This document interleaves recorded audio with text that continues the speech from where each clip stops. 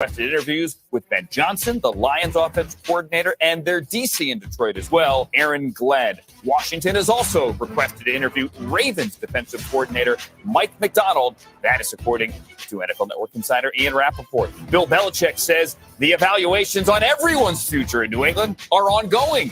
After their 4-13 season, he added that he is still under contract, head coach of the Patriots. Steelers linebacker T.J. Watt has a grade 2 MCL sprain. He is unlikely to play Super Wildcard weekend, but Dan Campbell says there's a chance that Sam Laporta can play on Sunday night.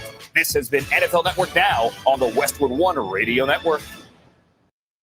Retired or retiring soon? How much money do you need to live comfortably? Retirement Planners of America is here for you. Would you like to have financial peace of mind? Here's how. Step 1. Find out the amount of money you'll need to retire. Step 2. Have a plan to get there. Step 3. Make sure that plan can take advantage of market gains but protect you from market losses. Discover how to do all three with a free consultation at 800-508-6108. That's 800-508-6108. All investments involve risk, including losses. Past performance does not guarantee future results. Jackson Hewitt has a plan to get your tax refund fast. With a buck here, buck there. Here a buck, there a buck, everywhere buck.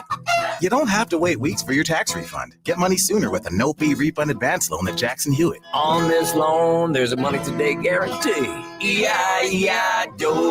Don't settle for chicken feed. Get fast bucks at Jackson Hewitt today. No-fee refund advance loans by Republic Bank offered to eligible clients. Money today guarantee if approved for a loan on a prepaid card. Details at jacksonhewitt.com. Does eating at home have you singing the blues? Stop by Cobb's at the Shadow Lake Town Center, 180th and Center, or 72nd and Jones to grab a delicious pizza, burgers, fresh salad, and some tasty charred wings. They even offer keto crusts and an extensive variety of shareable appetizers. Dine in, carry out, or delivery. Cobb's, now with 3 convenient locations to serve you. Shadow Lake Town Center, 180th and Center, and 72nd and Jones. Click cobbspizza.com to see the menu, pizza, and so much more. KOZ and Bellevue, Omaha, Council Bluffs. This is 1620, The Zone. It's the Connor Happer Show. Are we sure we want to do this? Could you, make an announcement that we're ready? It's the Connor Happer Show on 1620, The Zone.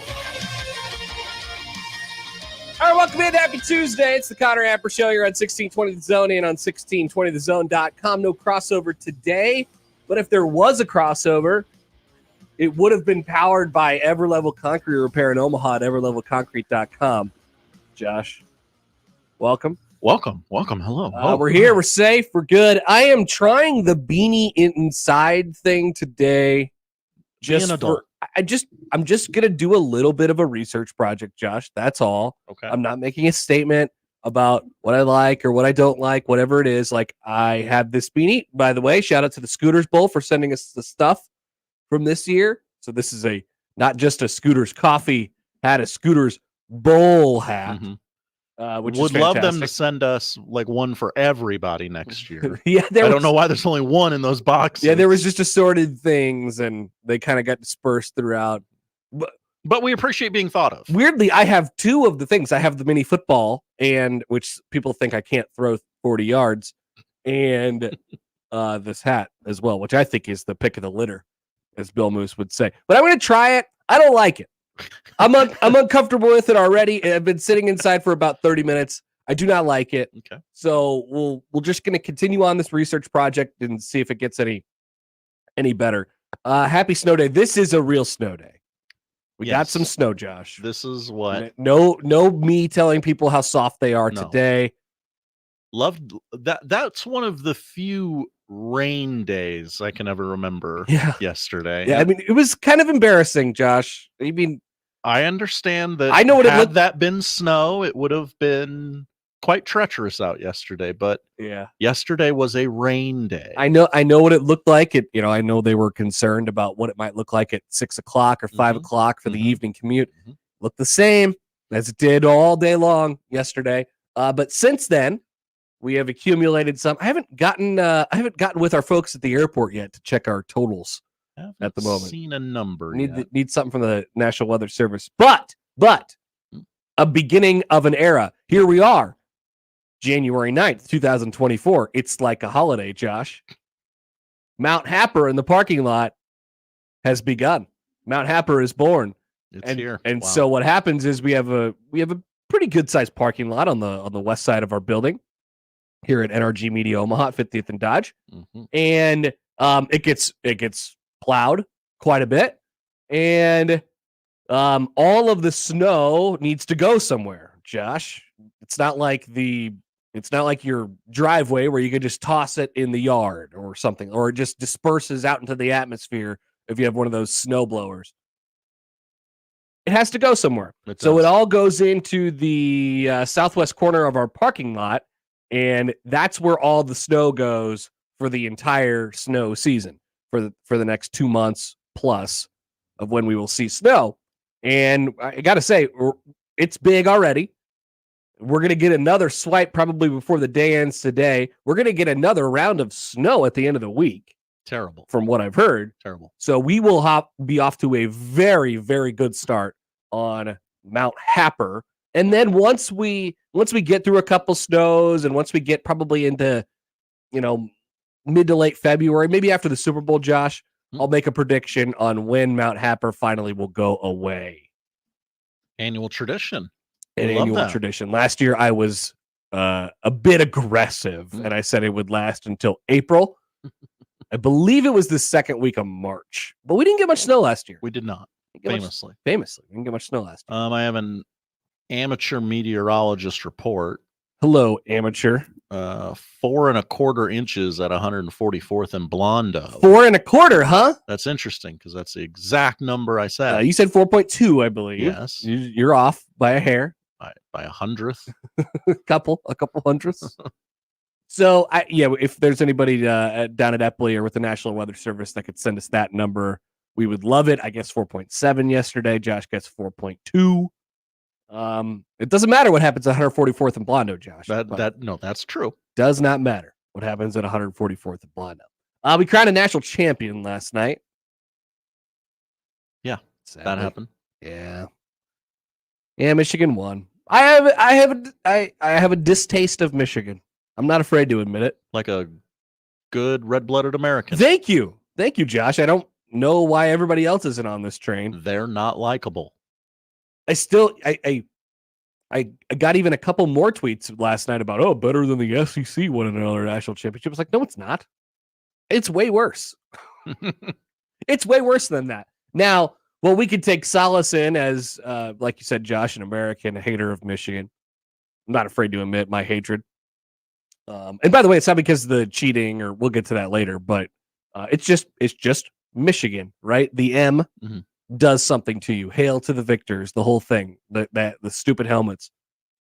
But you can see my bias is coming out already.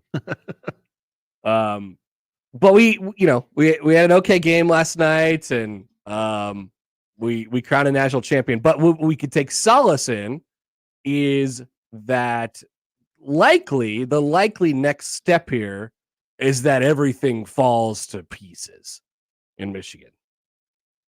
That Rome is conquered. That Jim Harbaugh is off coaching the Washington Football Commanders next year, or the not San Diego Chargers. And they lose out on that, and they lose a whole bunch of players to the NFL, and they'll get guys back, and they'll be a good team. But what? The NCAA finally wants to do something about all this stuff. Like Jim Harbaugh got suspended 2 separate times this year. He missed almost half of their games because of 2 separate things. The NCAA actually wants to rule on these things now. Okay, cool, interesting. And yes, a lot of people made the joke last night on Twitter, but it was interesting watching a game, thinking in the back of your mind the entire time, wow, this is going to be hilarious when this is vacated. It did cross my mind. It had to have, right? It had to have. And I did get, after seeing it about 48 times, I was pretty over the first national championship since 1948 deal from Nebraska fans last night.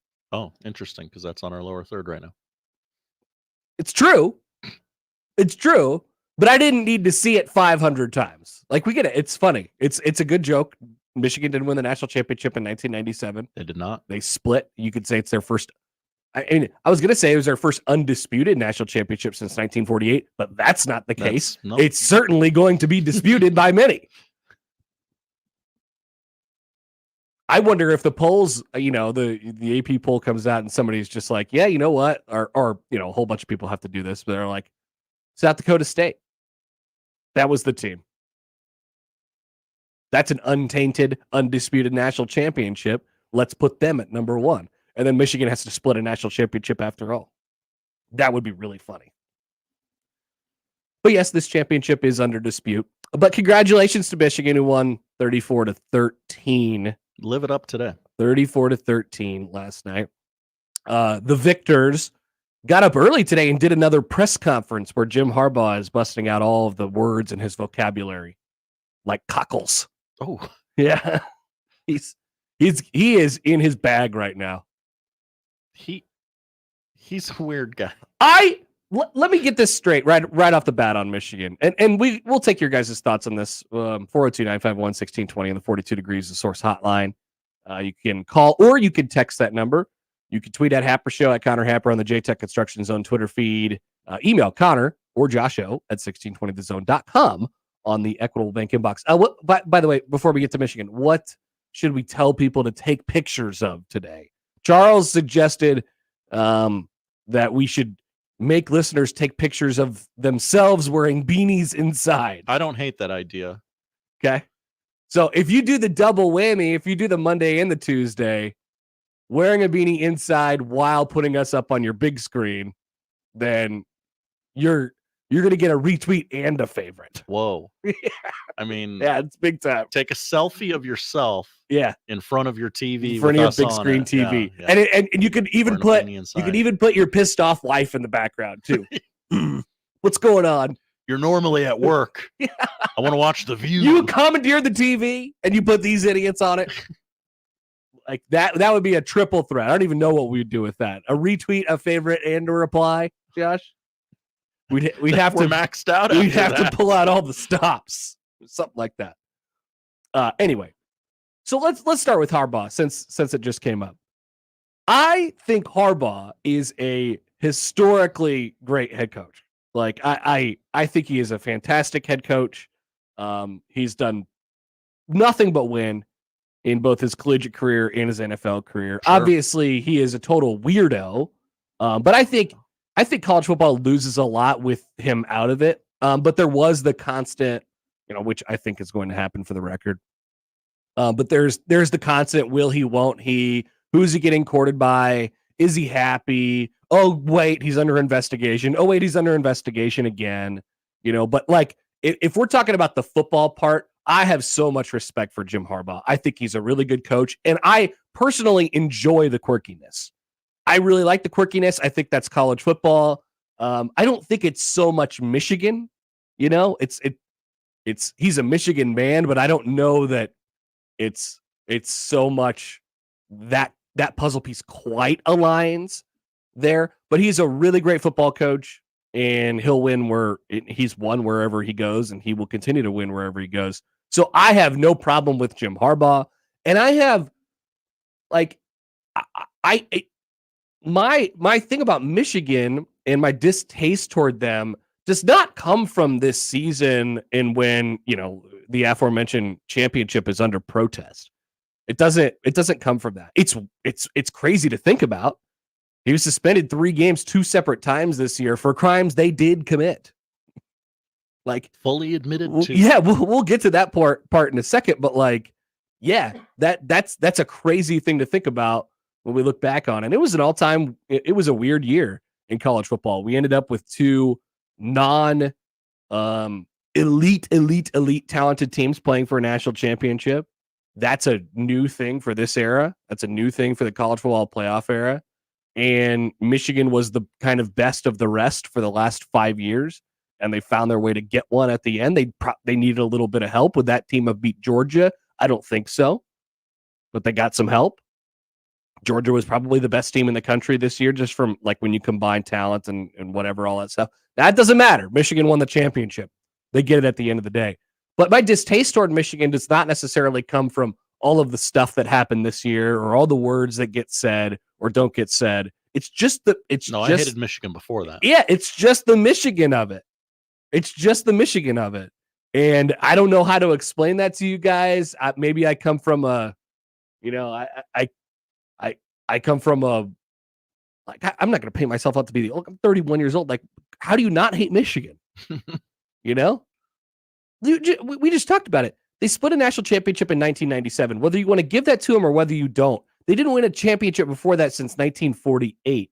It's a program that views itself, that considers itself the best, the number one program in college football history because they have so many regular season wins. And this is the 144th team of Michigan football and tradition and all this stuff. They consider themselves all of these things, and yet they don't have anything to back it up with. They don't have championships. They got one last night, obviously. Only team to win 1,000 games, Connor. And so it hurts. Like it's you look at that team and I'm like, man, that's not a story that I'm like, wow, what a great, fun underdog story. And then you start including how they went about their business this year and the things that were said and the things that were not said and what was admitted in the suspensions and all that stuff. And I'm like, okay, yeah, we often want our champions to come with, if you don't have a rooting interest, we want our champions to come with some sort of redeeming quality, right? And I don't know, what's Michigan's redeeming quality?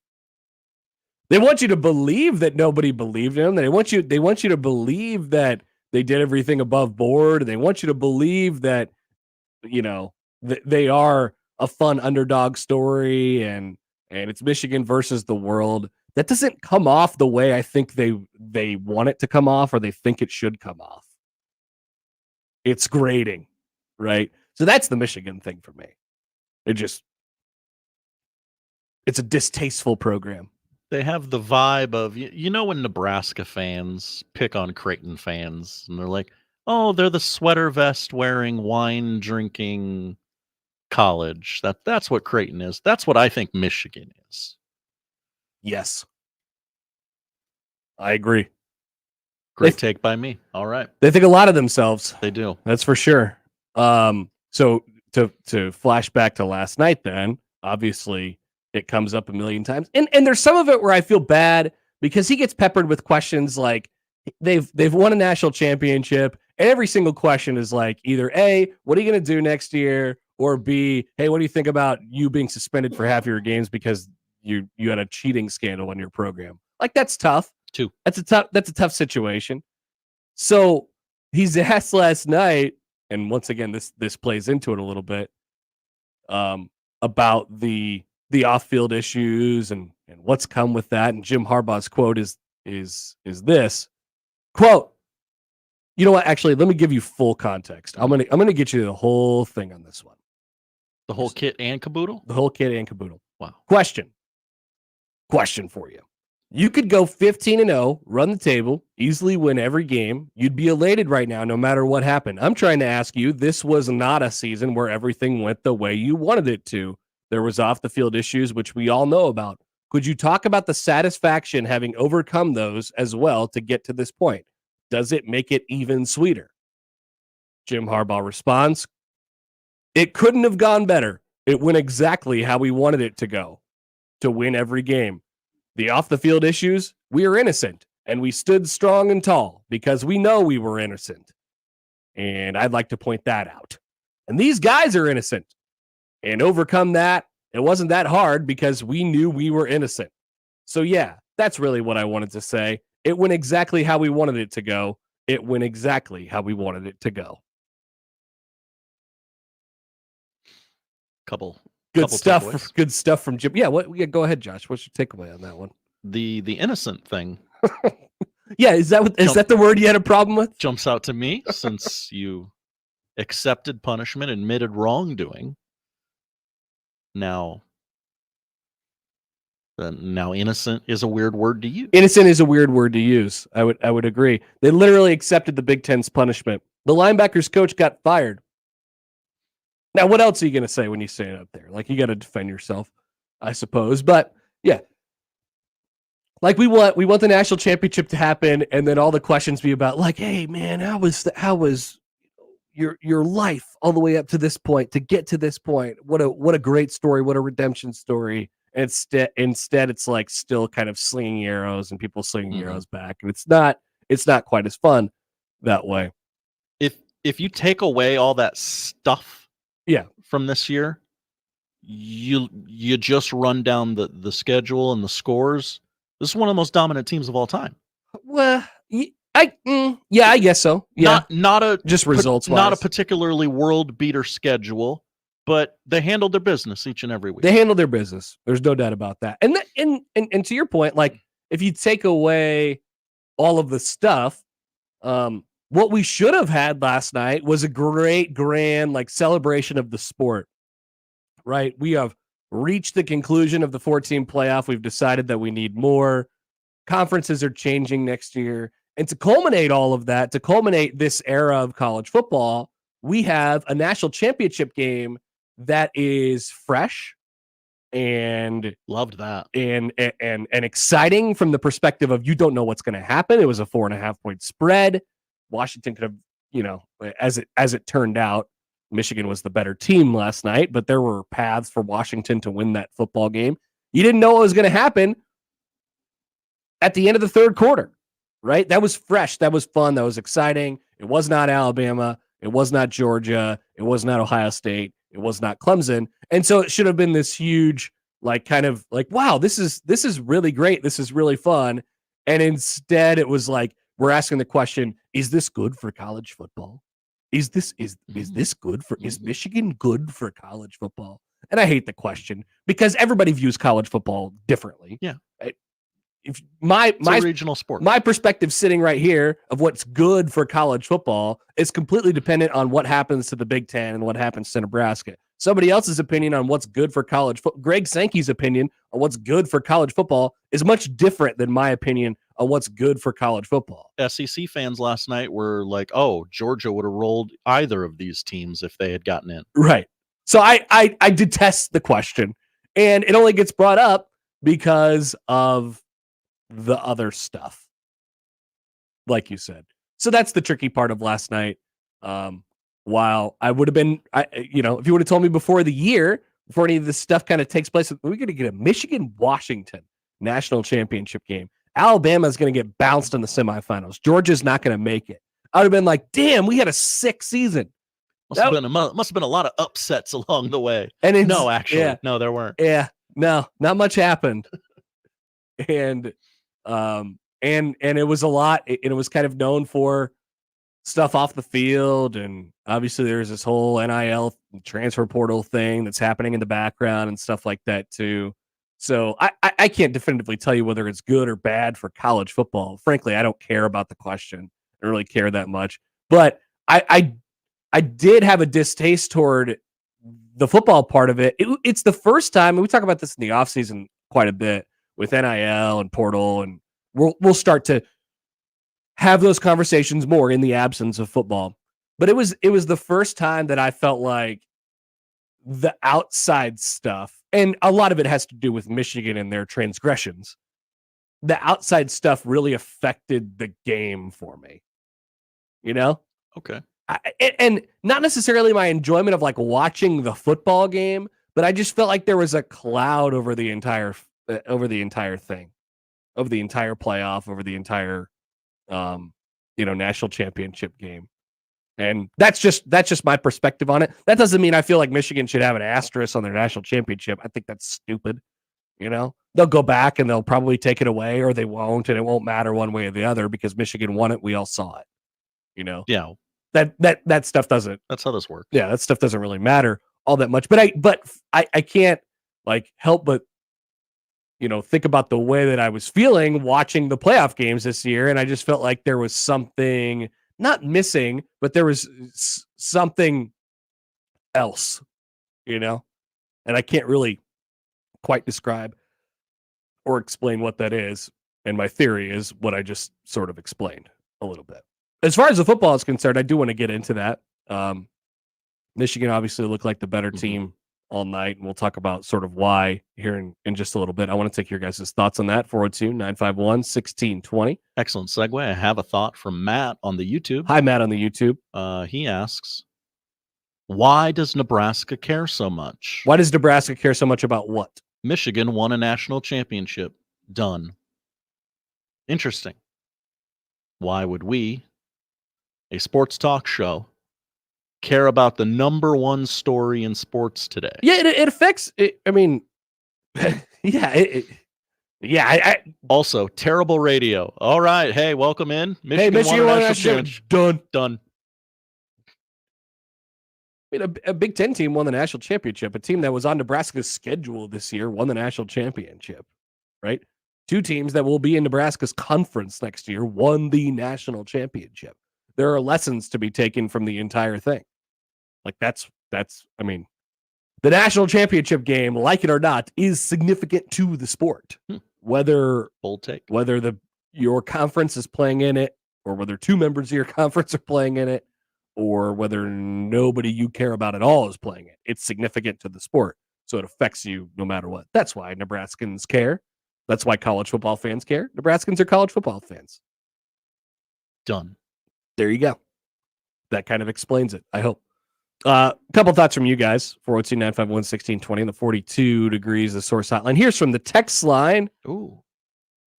Happer's a good text. Happer's meme guy. And hey, or he says, actually, one thing before that. Unfortunately, I believe the dear old CFP committee would have to strip/force them to vacate their title, not an NCAA deal. And hey, South Dakota State won a proper title in properly sized playoff. Shout out to FCS football. And just came out as we went to air here. They did not receive one single vote for because they're eligible to be in the top 25. They didn't get a vote for the top 25? They didn't. Interesting. North Dakota State a couple of years ago. They were in it, weren't they? Yeah, they were deemed like the best FCS team of all time. And interesting. And to reward that, they got ranked. And a lot of people thought that this South Dakota State team was better than that North Dakota State team. So they expected to get some votes, and they got zero. Jeff from the text line. Hi, Jeff. Biggest disappointment was there was no announcement for a new NCAA football game. A lot of people very triggered by that. A lot of people yelling at that one guy. Matt Brown? Yeah. Matt Brown was telling us the whole time that it wasn't going to happen. He was. Matt Brown was right. Hashtag Matt Brown was right. I think very clearly. It's okay, guys. Your video game's coming. Yeah. What do you care? You're like, you know it's coming. You know generally when it's coming. It's coming. It's coming. It's coming. Just hang on. What do you do now? You just hit download, and it takes like 6 hours to download or something. Well, depending on your internet speed. That's what I hear. Yep. No more discs. Yeah, but it takes forever to down. Why does it take forever to download? It doesn't take forever to download. Just if you have crappy internet, it takes forever to download. Okay. It could take minutes to download. That sounds better. Yeah, it's much better. Okay. I have a quote from you on the whole cheating thing. This is from Brett McMurphy's story from last night. Hi, Brett. Brett McMurphy will now go back to wishing people happy birthday. Great bit. I actually agree with you. Let me read you a section of it. Nobody knows what penalties await, but everyone has an opinion.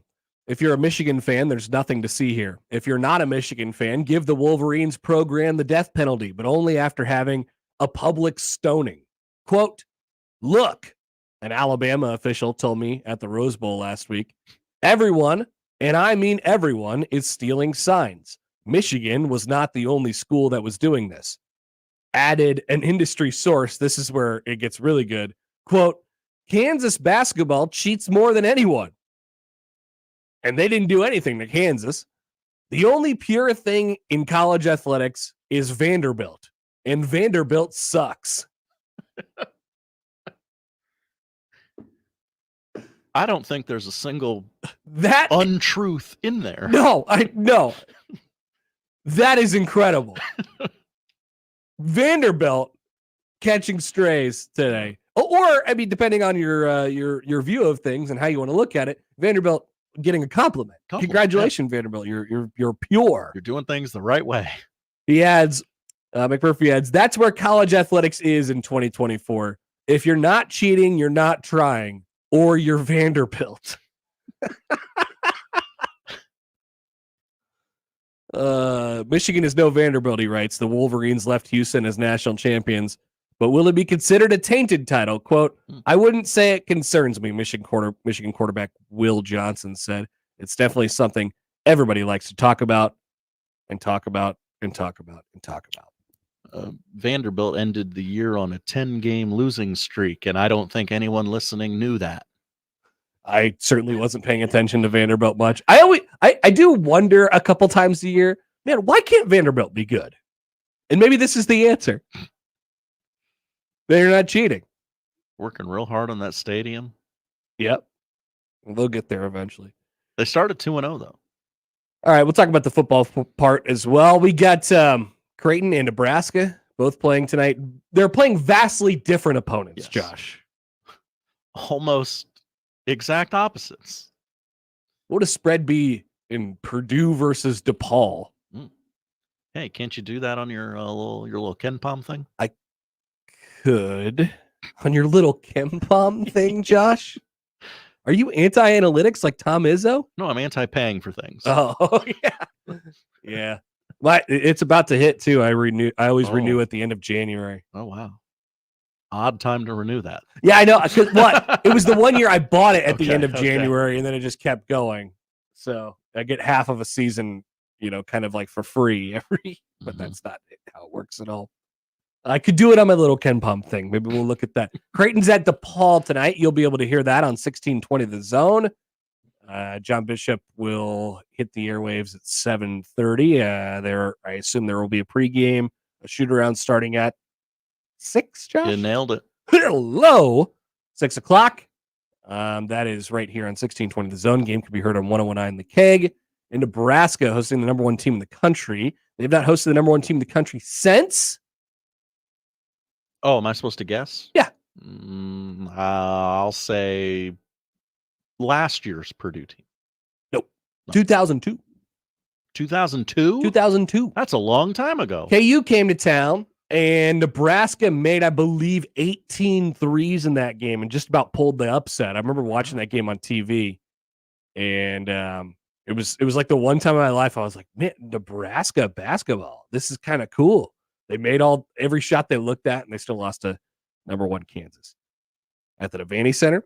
So it's historic night at PBA. Wonder what the crowd will be like with the snow and the weather and stuff like that. But it's the number one team in the country. You better get your butts down there if you support the Big Red. Some other stuff going on as well around college football. I made one prediction yesterday. Well, actually, I think I made multiple predictions yesterday, but I did make a prediction yesterday, and one of them was Nebraska appears at a way too early top 25. Haven't seen it yet, but the offseason is young, Josh. It is. As we embark on 2024, the calendar flips over. We're still going to be watching and waiting for those way too early top 25s. Connor's going to be watching them like a hawk. I sure am. It just takes one. It just takes one. All right, we're off and running on a Tuesday. Thoughts from you guys, we'll take them. On the show today, Allan Bell will join in about an hour. We'll talk some NFL playoffs with him. We will go through our predictions instead of overreaction today on the show. And Jacob Bigelow will join at 1 o'clock, talk about the Huskers tonight and the dumpster fire in college basketball of the week. Ironically, we're going to focus a little bit on the Michigan Wolverines in basketball. Yeah, what is Juwan Howard their coach? Who knows? It doesn't seem like it. I don't think he wants to be. Yeah, I think they're bad. Yeah. So we'll focus a little bit on that with Jacob in the 1 o'clock hour. That's the lineup powered by the Rooferees and John Higgins Weather Guard. We'll come back with more next on 1620 The Zone. The Connor Happer Show. Follow us on Twitter @Happer Show for all the latest news and views. We may even say something interesting once in a while. Unlikely. Really, guys? Previously on Unsportsmanlike Conduct. Will this be a tainted championship? In my opinion, it will be, yes. The fact that you had a coach literally sit out 6 games this year, this type of a scandal actually affected the play on the field to some degree. To what degree, we don't know. This scandal has to do with affecting the outcome on the field. Unsportsmanlike conduct with John Bishop and Josh Peterson. Weekdays 2 to 6 on 1620 The Zone. Your Omaha area forecast from the Godfather's Pizza Weather Center and KETV Newswatch 7 on 1620 The Zone. Hazardous travel conditions continue Tuesday morning, especially before 9 a.m. in the metro as snow and blowing snow continue with northwest winds gusting 30 to 40 miles per hour. Temperatures fall throughout the day. Expect temperatures around 20 degrees by the end of the afternoon. I'm meteorologist Sean Everson from KETV Newswatch 7. I know my mom does everything she can, but most days we still don't have enough to eat. Thousands of children in Nebraska and western Iowa are facing hunger. Visit foodbankheartland.org to donate and help nourish hungry families. At Big Brothers Big Sisters of the Midlands, one youth, one mentor, plus one moment could unlock limitless potential. When you sign up to become a mentor, you're matched up 1-to-1 with a child in the Omaha community. Sign up today at mentoromaha.org. There's a reason people are joining the movement behind Nikki Haley. She's a very, very successful governor. Haley shows us what American foreign policy looks like with the spine. Your family deserves a president with grit and grace, a different style, not a name from the past. Nikki Haley will secure our border, restore our economy, and make our nation respected once more. Listen to Nikki Haley.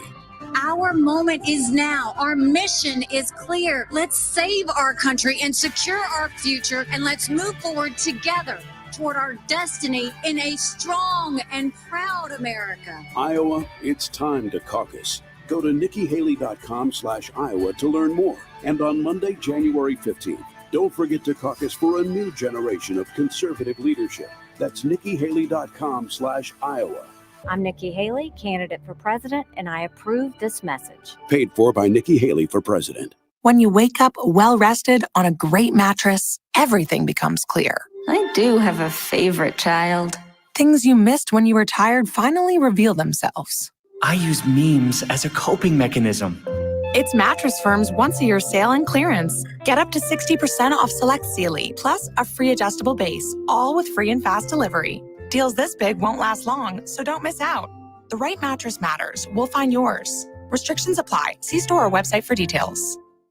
It's game day at Jim's house, and the spread is impressive. Mike's already done some damage with the hot wings, and now he's dropping back and going deep for another slice of pizza. I sure hope he brought the Pepto. Mike knows the Pepto-Bismol provides fast 5-symptom relief from unexpected stomach upsets. He's no rookie. The way he's throwing back those nachos, he's the GOAT.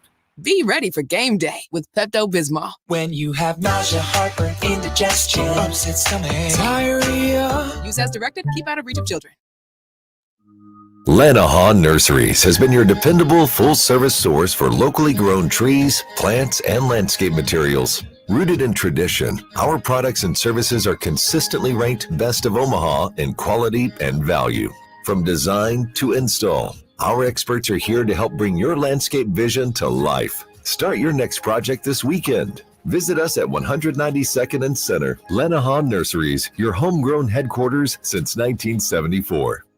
Cards issued by Sutton Bank and Celtic Bank, members of FDIC. Terms and conditions apply. Are you the decision maker in your company? Consider this. For the first time in decades, there's a better option for a corporate card and spend management platform.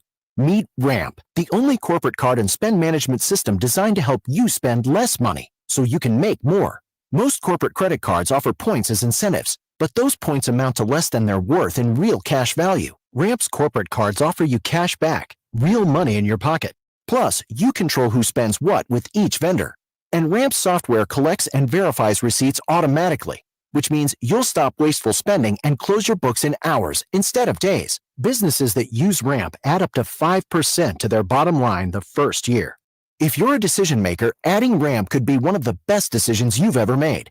And now get $250 when you join Ramp. Just go to ramp.com/sports. Ramp.com/sports. ramp.com/sports. Equitable Bank. We take banking personally. EquitableOnline.com. Let's get back to the Connor Happer Show on 1620 The Zone.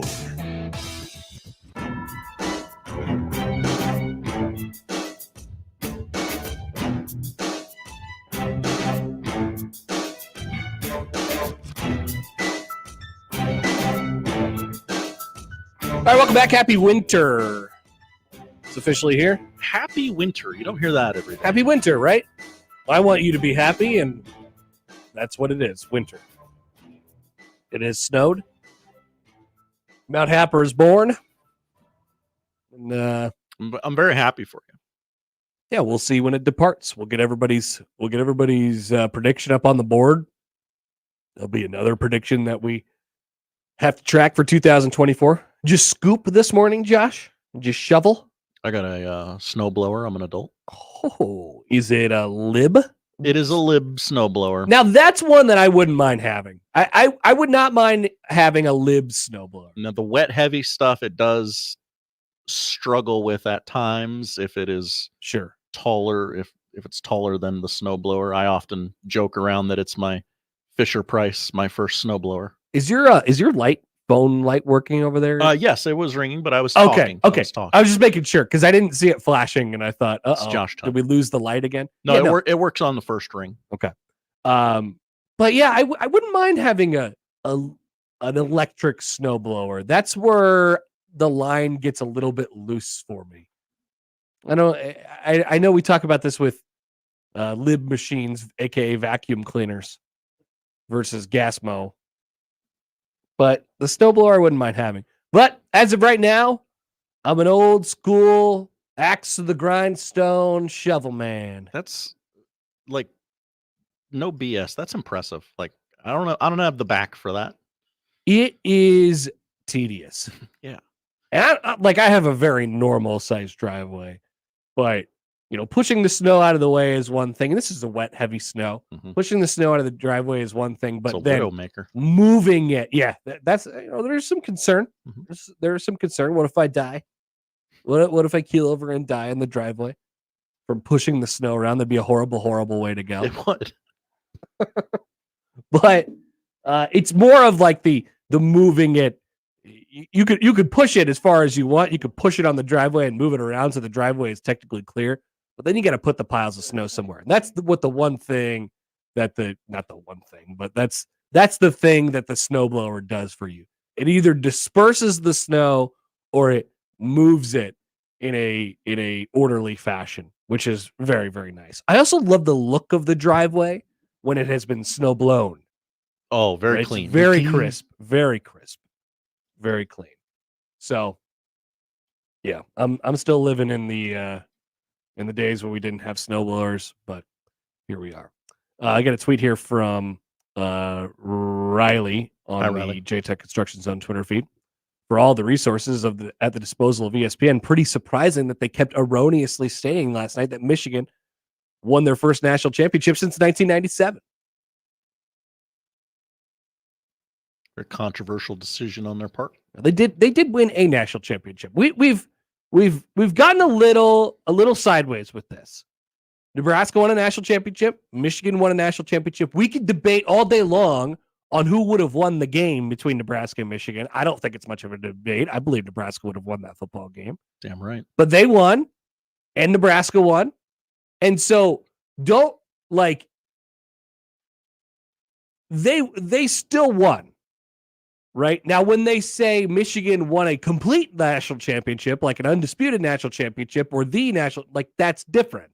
Then you could have an argument with that.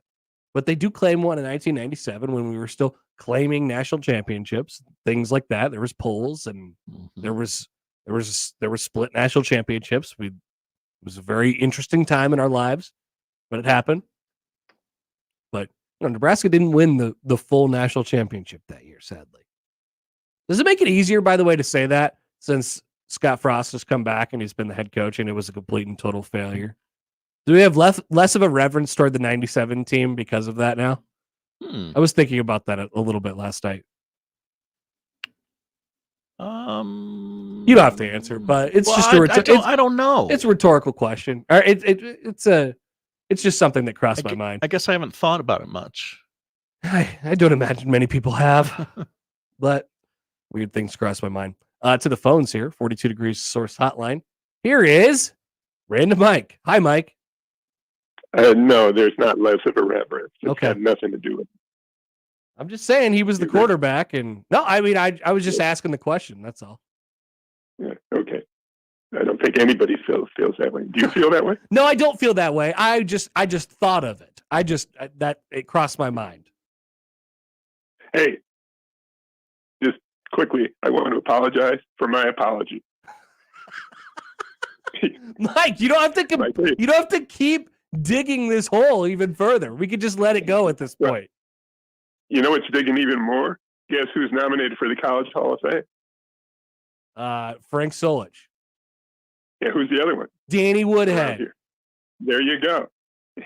I don't know if you're like me. Every time I hear Danny's name, I get angry that Nebraska didn't offer him and that he didn't play for Nebraska. You know, I mean, what would that have been like? I saw it was getting tweeted around yesterday because I think Andy Kendi put it out there. The KETV story that Schick did. Ring on him. Yeah. And the little highlights that they had from him at Shadron State, the highlights they had from him at Shadron State, he was so small. He was so tiny. I completely understand why Nebraska was like, yeah, probably not. You know, like I get it. And it wasn't just Nebraska. It was kind of everybody. So, oh yeah, how could they have known? Yeah. Yeah. How could they have known? Except anybody that saw him as an athlete knew how great he was. And he ran a 4.340. No, he was super fast. Everyone knew that he was super fast. Yeah. But I don't know if you saw the interview with Jay Moore, who's a good friend of his, and they both played in the NFL. And he was talking about that. And he said, yeah, if he'd gone to Nebraska, let's say they offered him, they had at that time Brandon Jackson and Marlon Lucky. Marlon Lucky was a 5-star, I believe. He was, yeah. Mm-hmm. Yeah, how did that turn out? That's the thing about these 5-stars. You know, you go so crazy about them. Some of them, you know, don't work out all that well. And he was good, but Brandon Jackson was better. Do you agree? Well, I mean, it ended up that way. Yeah, for sure. Yeah. And he was Jackson, a 3-star? But I think Woodhead would have been better than either one of them. Yeah, Brandon Jackson wasn't even he wasn't even a running back at first, was he? He was a guy who started on the defensive side of the ball, I'm pretty sure. Did he really? I know he played with the Packers, didn't he, for a while? Yeah. Oh yeah. He was in the NFL for a while, and he was really good at Nebraska.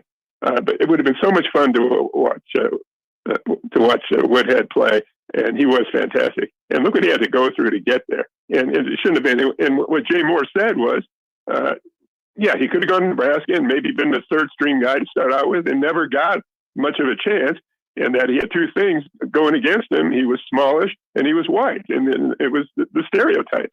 And that's the thing that bugged me. And Marlon Briscoe, that fantastic series by Dirk Chatelain and the story of Briscoe. Briscoe was 2nd in the Rookie of the Year voting, playing quarterback as the first black quarterback. And then he doesn't even get invited to be the quarterback next year. Right. I mean, his cousin, his mentor, lived in Denver and says, where are you? The quarterbacks are meeting. I mean, it's heartbreaking. And who knows how good Briscoe could have been. So that's the thing that motivates me, is that the stereotyping of either different races or colors. And it's going on to this day. And it's sad. But about Harbaugh, we are innocent. I mean, Josh is right. Everything in that statement was a lie. And to me, do you think he's probably going pro? Harbaugh? If I had to guess right now, I would say that he ends up in the NFL, yes. But to me, that statement he made, you know, denying everything, they ought to nail him as much as they can in terms of more punishment. I mean, what can you do? Obviously, he's not going to be here anymore, but I mean, innocent. I mean, come on. Yeah, it's hard to hear. That's for sure. I mean, they accepted some of the responsibility for what happened already. So yeah, innocent seems strong. It's hard to live, but he, like you said, he's a hell of a coach. He's a great coach. He's an incredible coach. I have so much he has created great football teams wherever he has gone. He's a great football coach. And his players stand by him. Oh yeah, I mean that makes even more sense to me with, you know, the way he is and the way he and how this year unfolded. It was a very galvanizing experience for the people in the locker room. That's for sure. And in a way, it's good for Nebraska because they were the only team that really beat us badly. I mean, I think we should have won every other game. Yeah. So in a way, that'd say we're not that far off. And hey, 12 teams make the playoffs. our defense could be really special. And who knows, with the quarterback and maybe some brains on the offense really turning things around. Who knows? Win 10, 11 games, you're going to have a chance, Mike. Take care, bud. Thanks for the call. So let's go back to Danny Woodhead real quick. Danny Woodhead. You're always trying to talk race, Connor. Danny Woodhead did not get recruited by FBS schools because he was white. He didn't get recruited by FBS schools because he was a tiny baby boy. 5'8". Probably smaller. Well, sure. Yeah. We just go back. Watch that bit that Candy tweeted out yesterday from KTV with Schick. Like that, he was so small.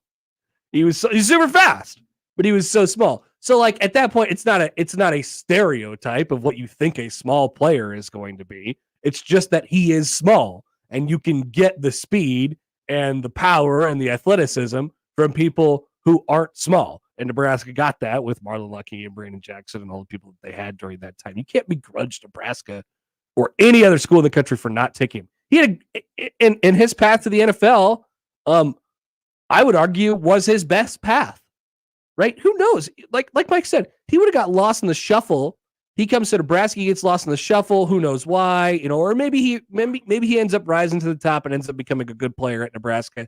I think that's less likely than how it actually played out for him, which was be historically great at Chadron State, get a crack, late round draft pick, undrafted free agent type of guy, and end up in the exact right position on the exact right team with the Patriots and carve out a role for yourself there. That was like best case scenario for him, and he took that path and it worked for him. So who are we to say that any other path for Danny Woodhead would have turned out exactly how it turned out? I don't know. I'm a big believer in situation and the roles that you're put in, and not everything is linear and one-to-one. Just because he ran for whatever 1 billion yards at Chadron State doesn't mean he would have been the best running back on Nebraska's campus, or if he would have got the opportunity to play at Nebraska right away. That goes into a little bit of what Mike was saying. Hey, give guys opportunities. You can't give, like it or not, you can't give everybody an opportunity. Not everybody gets an opportunity. It's sad. Some guys get lost in the shuffle. There has been guys that have come through Nebraska's program who probably played, who maybe never played at all. And if they were in the right situation, it could have ended up well. If they would have ended up better on an injury path or something like that, obviously it would have worked out better for them. Or that they ended up getting snaps at the end of their career, and they're like, man, where was this guy? The rest of the time, he just didn't get a chance. That's just sometimes the way it goes. Not everybody gets a fair crack. Not everybody gets a fair shake. I think it worked out great for Danny Woodhead.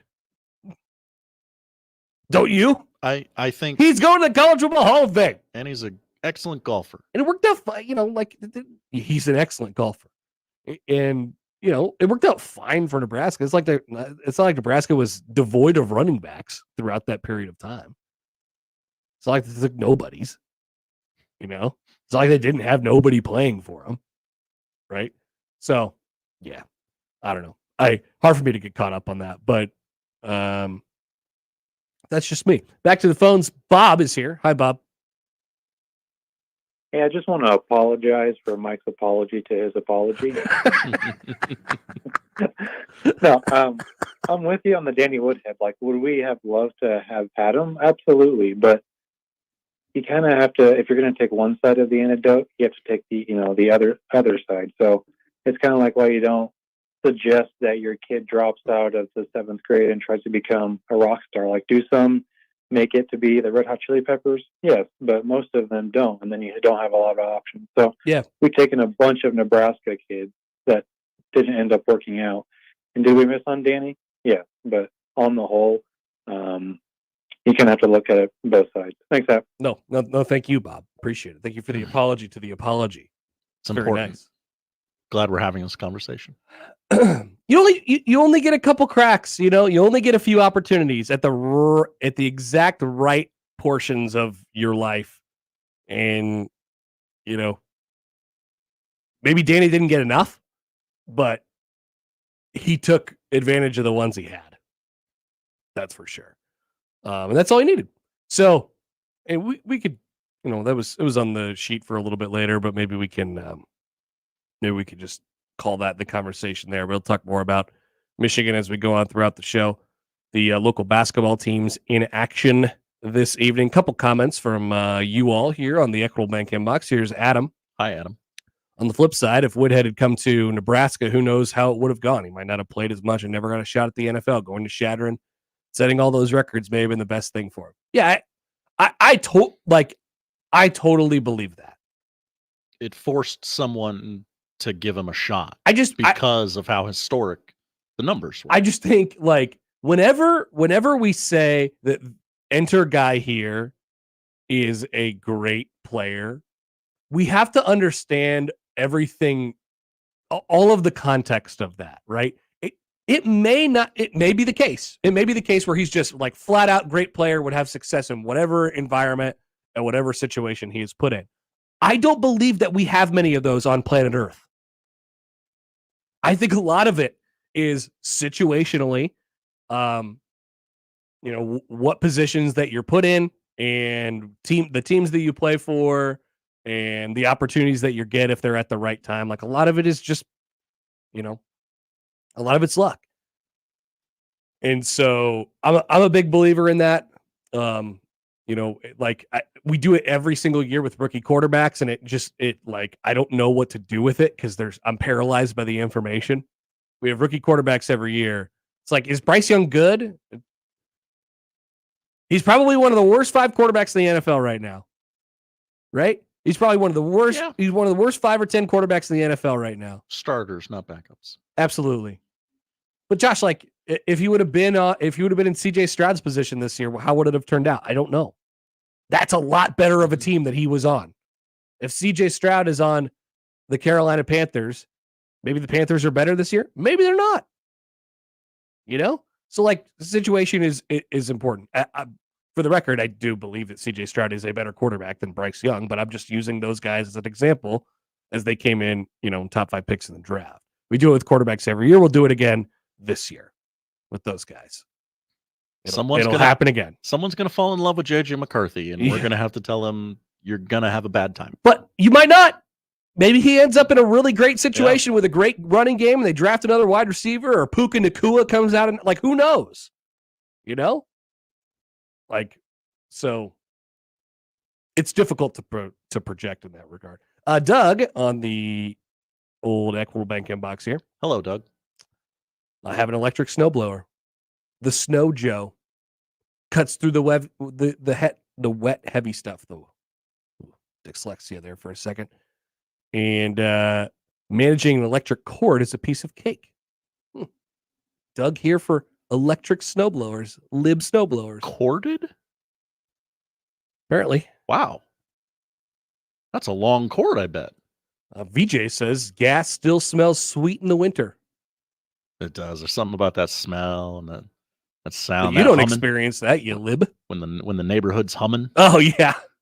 Yeah, all the dads are out. That is the good thing about there's just kind of a quiet about the whole thing. There's this like compressed nature of noise when you're out there, and it's just the smell of sweet gasoline. Mm-hmm. Also, because I had the lib snowblower, and I have to include the word snow in that, or else we'll get thrown off the air. I could go out there at 7 a.m., do my thing, not wake up anybody with my headlights on, and nobody's mad. Okay, that's a good little advantage there. Mm-hmm. You're selling me a little bit. All right, we'll come back. Still plenty more to come. Allan Bell will join us at the bottom of the hour. We'll get into our local hoops teams playing tonight. Very different opponents, like I said. Next on 1620 The Zone. For the Jays, the Huskers, and even you Jayskers, we are 1620 The Zone. Host is roasting every morning. Host is roasting every day. Put your coffee department in good hands with Host Coffee Service, providing direct delivery and loaned coffee equipment with service programs. If you're ready to change to a better coffee provider, it's time for Host Coffee. Omaha's best coffee since 1972. Host Coffee is always roasting something good for you. Your Omaha Maverick hockey team is coming off a tournament win at the Desert Hockey Classic, and they are red hot. The Mavs start their 2024 home campaign against the top 10 ranked Denver Pioneers January 19th and 20th. And the Maverick men's basketball team takes on North Dakota on January 11th and North Dakota State on January 13th. Let's pack the Baxter. Get your tickets now. Call the box office at 402-554-MAVS or by going to omavs.com/tics. Prescriptions require an online consultation with a healthcare provider who will determine if appropriate. Restrictions apply. See website for details and important safety information. Subscription required. Price varies based on product and subscription plan. Hey guys, did you know there's a generic form of Viagra that works just the same, but is 95% cheaper? And you can get it online? Just go to hims.com/radio. Through Hims, you'll get a free medical consultation, discreet shipping if prescribed, a 100% online process, and trusted generic alternatives to the name brands at up to 95% off. That's right, get generic for Viagra, the same active ingredient as brand name Viagra, but for 95% less. It's the same medication, still prescribed by a licensed medical provider, but with zero copay, no expensive appointments, and no awkward face-to-face conversations. To start your free online visit, you need to go to this exclusive address, hims.com/radio. That's hims.com/radio for your free online visit. HIMS.com/RADIO. Does eating at home have you singing the blues? Stop by Cobb's at the Shadow Lake Town Center, 180th and Center, or 72nd and Jones to grab a delicious pizza, burgers, fresh salad, and some tasty charred wings. They even offer keto crusts and an extensive variety of shareable appetizers. Dine in, carry out, or delivery. Cobb's, now with 3 convenient locations to serve you. Shadow Lake Town Center, 180th and Center, and 72nd and Jones. Click cobbspizza.com to see the menu, pizza, and so much more. A team succeeds when they work together. Banking's no different. At UBT, we're in your corner for every financial move you want to make.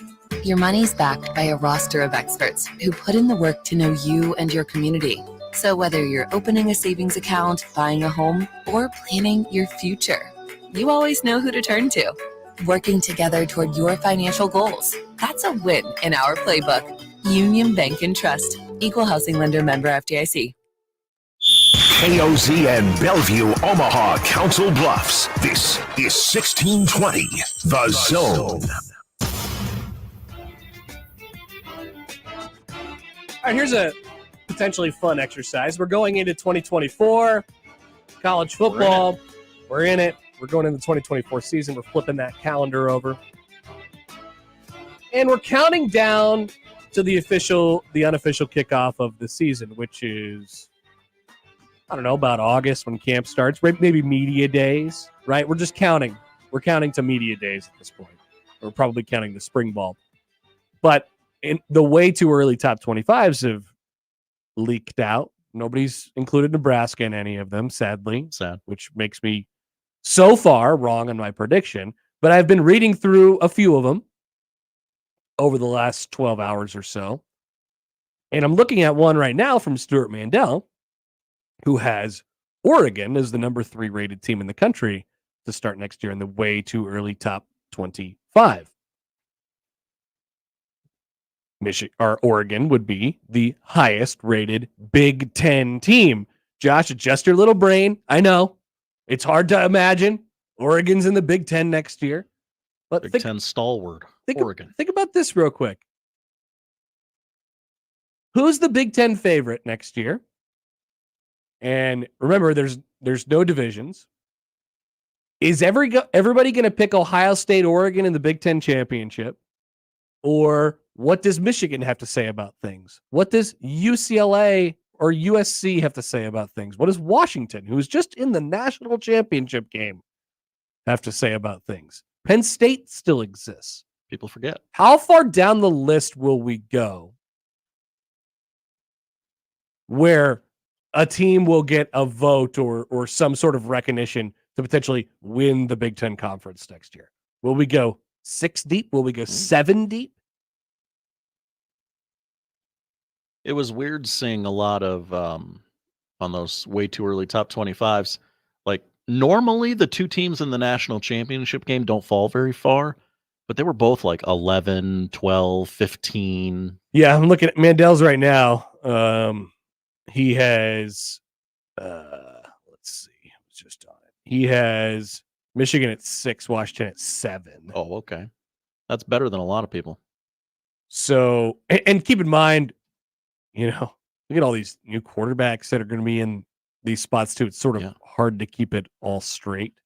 But in the mega Big Ten conference next year, how many teams could you make a case that at the end of the year they're standing on top? Now, here's the other thing that we probably need to adjust our brains to, as we've been alluding to for the last several months here, since we've known that we're going to a 12-team playoff. Does it really matter? Now, if you want to buy in the first round of the playoff, then sure. Once again, adjust your brain. I know, buy in the first round of the playoff. Like, it's different. It's much, much different. But does it matter all that much who actually wins the Big Ten championship? How many college football playoff contenders does the Big Ten have? Oregon, Ohio State, Washington, Michigan, Penn State. That's probably the line right there. USC. Oh, well, what are they going to do at quarterback? I don't know. No, they're like the guy who threw for 1 billion yards in their bowl game. Are they going to do defense? No, they're not going to do defense. They're not going to be doing that. Bold. Iowa. I guess. Wisconsin. No. Okay. Yeah, the days of Wisconsin love are probably about over, right? Because instead of being the cream of the crop in the Big Ten West, they kind of just get thrown into the middle of the pack with everybody else who formerly was in the Big Ten West. That's what it feels like. Yeah, that's days, where Nebraska would be if they didn't have the 5-star quarterback. Yeah, just Nebraska is going to be a top 10 team in the Big Ten Conference next year. They should do Big Ten rankings, like a Big Ten poll. Put out one of those graphics where it's real big, top 10, and then real tiny in the Big Ten. In the Big Ten, like Penn State players played in every Super Bowl except for like 3 of them. Would you go out on a limb? Would you ever go out on a limb, given our, and I'm speaking to you, Nebraska football fan, and Josh as well, knowing what we know, seeing the things that we've seen, as Matt Rule would put it, would you ever pick a new team, a team that's just entering the conference to win said conference? I would not, personally. I feel like we've been too scarred by this over time. Now, keep in mind, it's different situations, and the conference changes a little bit as a whole, certainly more than it did in 2011 when Nebraska entered independently, right, from the Big 12. They entered the conference by themselves. They had to adjust more to the conference than maybe USC, UCLA, Oregon, and Washington have to this time because they have friends coming with them.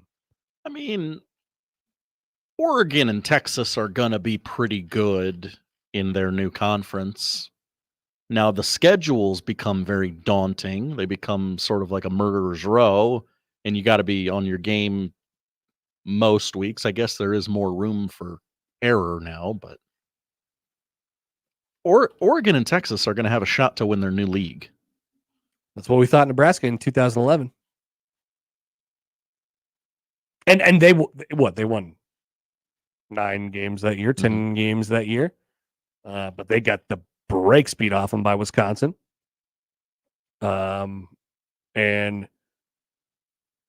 whatever they did the rest of that year, 2011 Nebraska, they ended up, did they win the rest of their games that year? They lose 1 or 2 more. Oh yeah. They lost to Kane Coulter, and they lost to Michigan that year.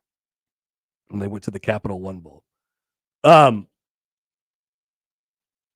So Oregon, Washington, USC, UCLA, do they have to adjust to the Big Ten as much as Nebraska had to in 2011? And what sort of difference does that make for them? Either way, to answer my own question, I ain't picking no new team to win the conference next year.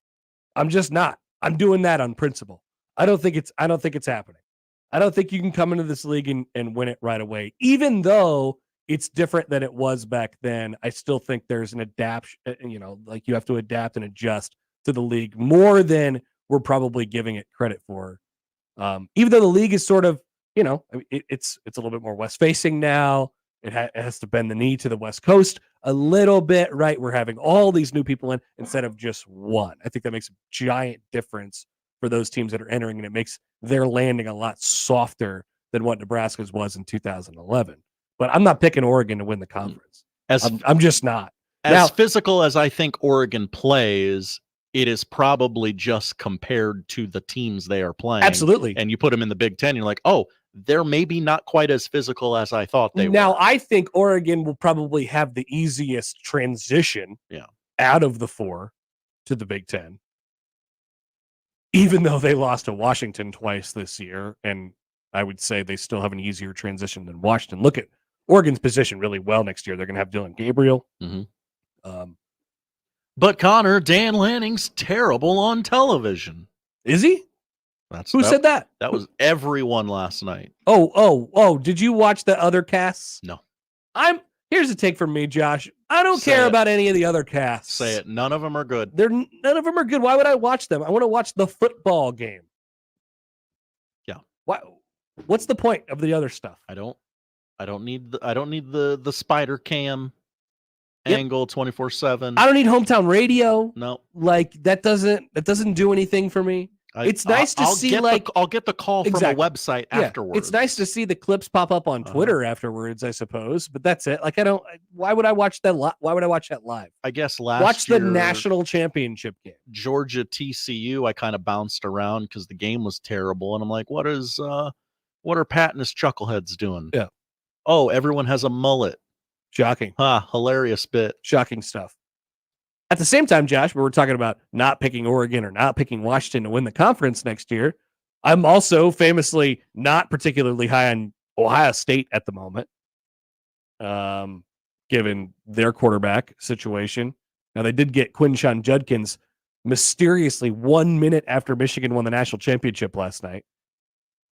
Did you see this? Did I see what? I'm sorry. They got Quinshon Judkins out of the portal about 10 seconds after Michigan won the national championship last night. The timing on that one feels odd. Yeah, it was notable.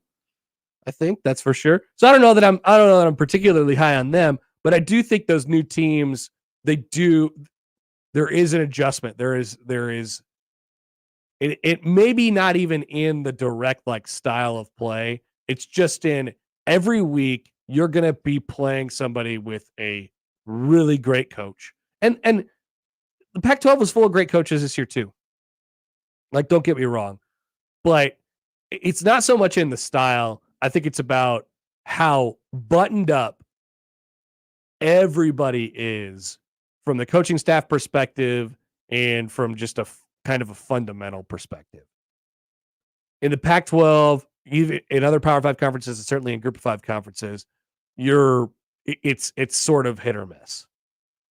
Every single week at the Big Ten, it's they got their ducks in a row in the conference. So how do you adjust to that every single week, instead of just every other week or something like that? Let me look at Oregon's schedule for next year here real quick. So you tell me how this sounds. Non-conference. This is funny. Non-conference, they play Idaho, Boise State, and Oregon State in the non-conference. Okay. They go to Oregon State, by the way, for the Civil War, which will be happening in September this year. Not called the Civil War anymore. Here's the Big Ten. I'm ignoring that, Josh. At UCLA, Michigan State, Ohio State, at Purdue, Illinois, at Michigan, Maryland, and Wisconsin. And Washington, excuse me. That's not as difficult as I kind of imagined it would be, actually, for them. No. Still sounds tough. I think everyone's schedule is going to sound tough. Yeah. And then it'll shake out and that team I thought was going to be really good ended up losing 4 games. I'm not picking them to win the conference on principle. I respect that. I'm saying it today. All right. We'll come back. We still have, like I said, the local basketball teams that we have to get into. Allan Bell will join us at the bottom of the hour. Plenty to come on the Connor Happer Show on 1620 The Zone. We'll be discussing Super NFL Wildcard Weekend a little bit later on the show during Overreaction. 6 games in 3 days. This is the 4th year this has happened now for the NFL. And as you know, it's win or go home. But for you, it's probably going to be a win. You always have a spot in the playoffs with FanDuel, America's #1 sportsbook. FanDuel has so many ways for you to pick up a dub this weekend. Same game parlays, against the spread, money lines, anytime touchdown scores. What I cashed in a nice little parlay over the weekend. I had Nico Collins, Jonathan Taylor, and the Houston Texans money line. That's the same game parlay. It was a win for me on the FanDuel Sportsbook. So head to FanDuel.com/Happer. New customers get started with $150 in bonus bets, guaranteed. All you have to do is place your first $5 bet. FanDuel.com/Happer. FanDuel.com/Happer. Make every moment more with FanDuel, official sportsbook partner of the NFL. 21 and over, present in Iowa. First online real money wager. Only $10 first deposit required. Bonus issued is non-withdrawable bonus bets that expire 7 days after receipt. Restrictions apply. See terms at sportsbook.fanduel.com. Gambling problem? Call 1-800-BETS-OFF. Live from the Host Coffee Studio, this is 1620 The Zone. The world's on fire. Attacks in the Middle East, Ukraine and Russia at war. And right here, Joe Biden has created a dangerous threat to every American. Biden's open border policies have opened the floodgates to a record number streaming in, 12,000 in one day alone. This means increased terrorist threats and even more deadly fentanyl being delivered to our neighborhoods. President Trump will change that. He'll secure our borders by building even more wall.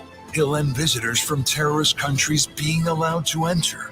And Trump will treat the drug cartels the same as he treated terrorists who kill Americans. President Trump, the strength to protect our borders and our families. I'm Donald Trump, candidate for president, and I approve this message. Paid for by Donald J. Trump for President 2024, Inc. Prescriptions require an online consultation with a healthcare provider who will determine if appropriate. Restrictions apply. See website for details and important safety information. Subscription required. Price varies based on product and subscription plan. Hey guys, did you know there's a generic form of Viagra that works just the same, but is 95% cheaper? And you can get it online? Just go to hims.com/radio. Through Hims, you'll get a free medical consultation, discreet shipping if prescribed, a 100% online process, and trusted generic alternatives to the name brands at up to 95% off. That's right, get generic for Viagra, the same active ingredient as brand name Viagra, but for 95% less. It's the same medication, still prescribed by a licensed medical provider, but with zero copay, no expensive appointments, and no awkward face-to-face conversations. To start your free online visit, you need to go to this exclusive address, hims.com/radio. That's hims.com/radio for your free online visit. HIMS.com/RADIO.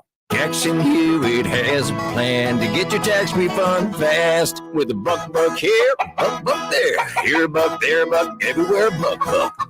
You don't have to wait weeks for your tax refund. Get money sooner with a no-fee refund advance loan at Jackson Hewitt. On this loan, there's a money today guarantee. E-I-E-I-Do. Don't settle for chicken feed. Get fast bucks at Jackson Hewitt today. No-fee refund advance loans by Republic Bank offered to eligible clients. Money today guarantee if approved for a loan on a prepaid card. Details at jacksonhewitt.com. My ride smells just right, just right, just right, just right. I gotta try that Febreze car.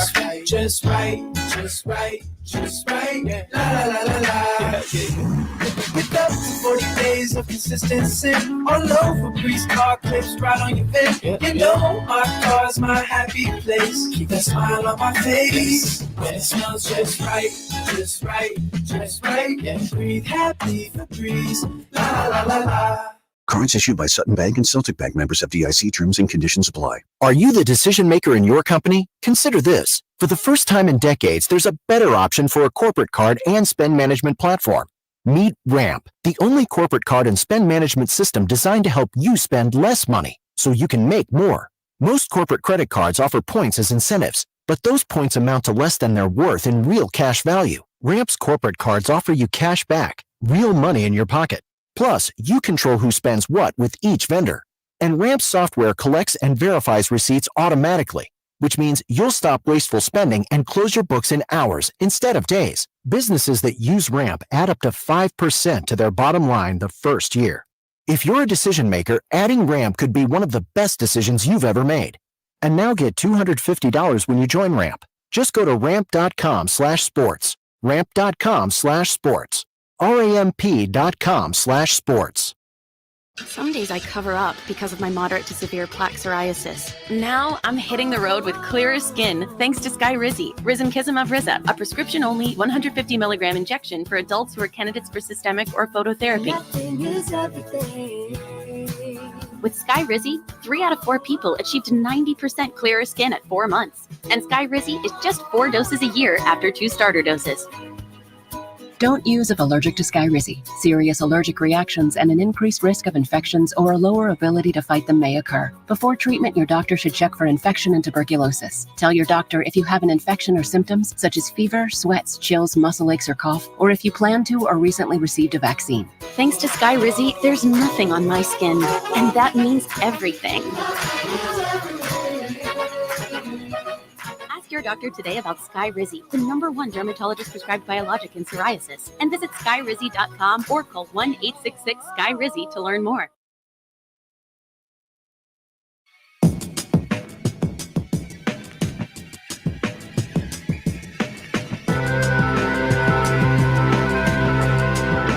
Out of the NFL, Steelers head coach Mike Tomlin ruled out TJ Watt for Pittsburgh's wild card matchup against the Buffalo Bills. It feels important. They were already, I believe, 10-point underdogs going into this weekend, and that number will now grow.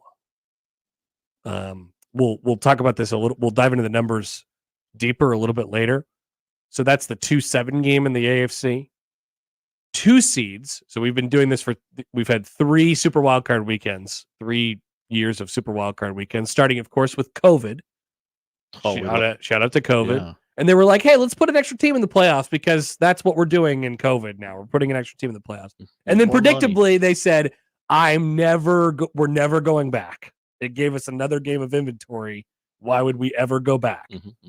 A 2 seed has never lost, as LeVar Ball would say, to a 7 seed, AFC or NFC. Okay. In the Super Wildcard weekend. I wouldn't imagine it would change in that game, Josh.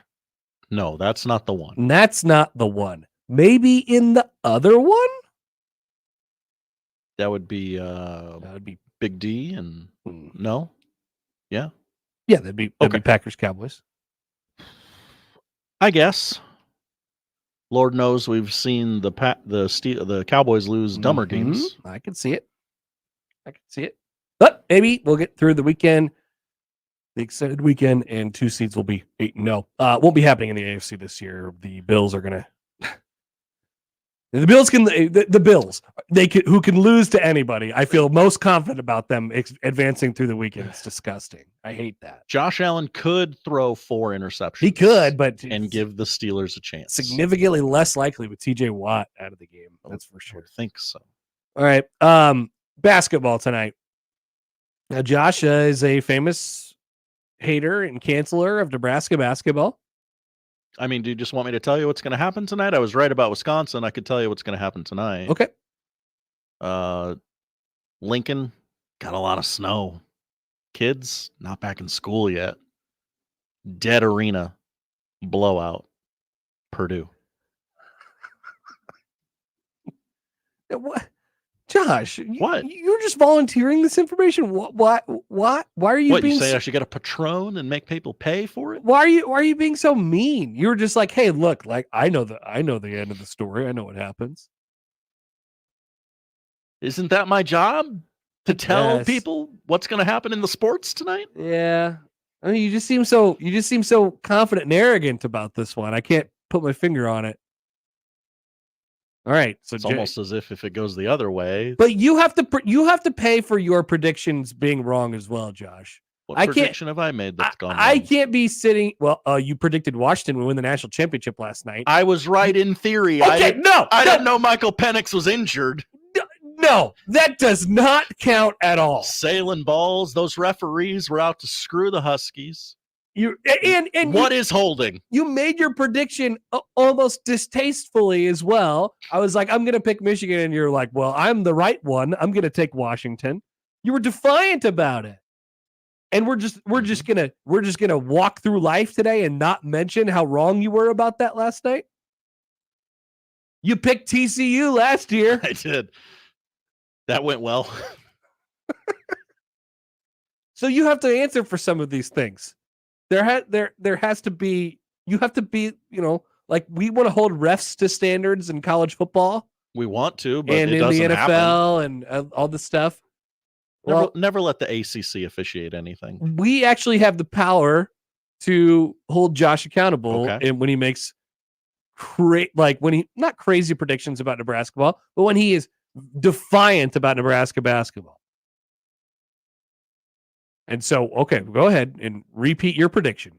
Tell us what's going to happen from your point of view, and then I'll tell you what it's going to happen from mine. Not a lot of energy in the building due to the snow and the lack of students. Okay. When the number one team's in town, it should not be a bring your own energy game. But it might be, and I think Purdue might cover and win by double digits. Okay. Do we have a line, by the way, for tonight? Where are we sitting at? We said it was 9 yesterday. Yeah, that's what Ken Palm had. You put it in your little Ken Palm thing? I would imagine it's probably in the 7 neighborhood right now. Let's see. 7.5. 7.5. Okay. Love that number. Better than yesterday's number. I do not think it'll be a bring your own energy game, Josh. Okay. I think there will be some juice in the building.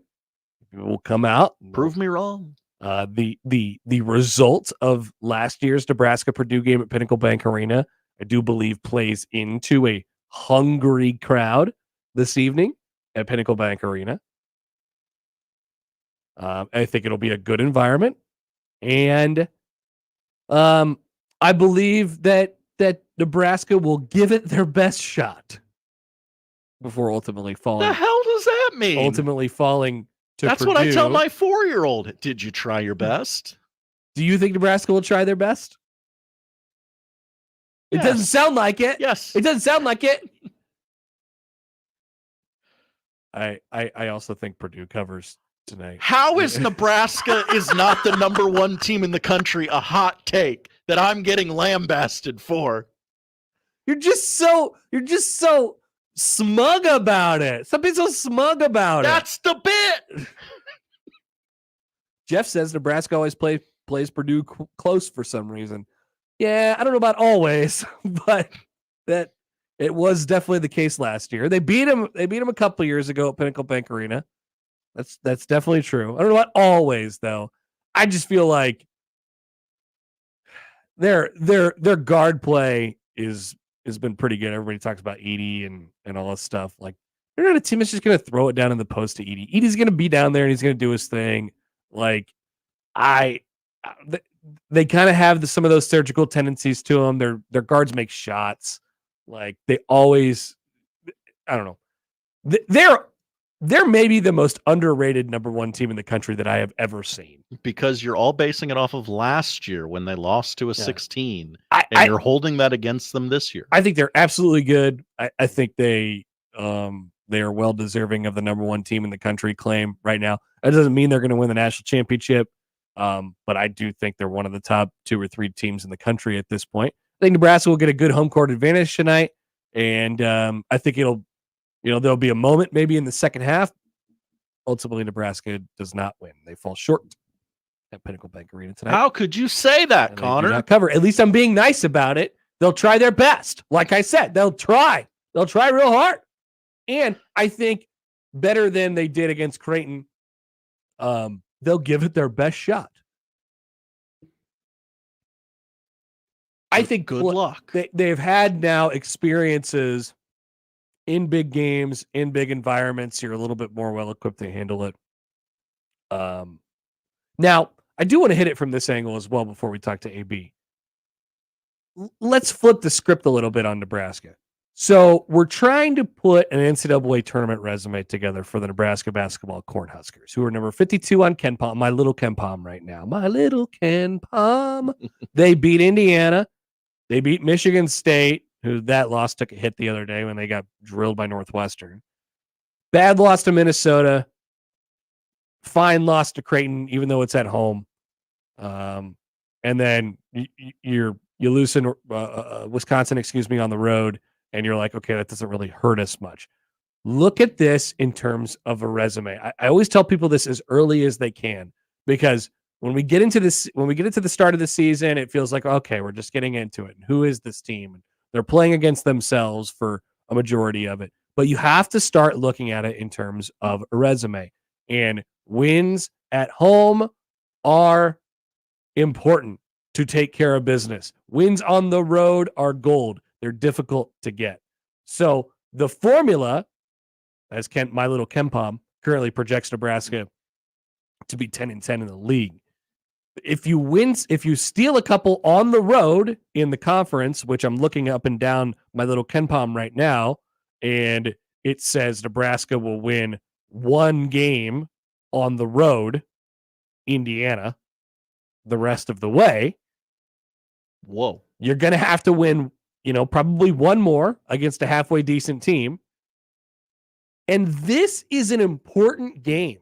Like, this is a resume stamper, right? This is one that gives you a little bit of wiggle room. I know it's not expected. I sure as hell don't expect Nebraska to win tonight, but you're on your home court, and everybody conference-wide, everybody nationwide says, man, it is tough to go on the road and win games in your conference. I don't care who you are. Make it tough, right? Make it tough and ultimately give yourself a chance to win the game, because this is one at the end of the season that if you have it in your back pocket, it's kind of the ultimate trump card. Well, you beat Purdue. It doesn't matter the circumstances, right? Well, you beat Purdue, who's going to be a number one seed. They're going to have the best metrics that they are in the. They're going to lose 2 or 3 games all year. That's going to be a really, really good team. So if you could beat one of them, Northwestern already has one, right? Northwestern's resume, I don't know.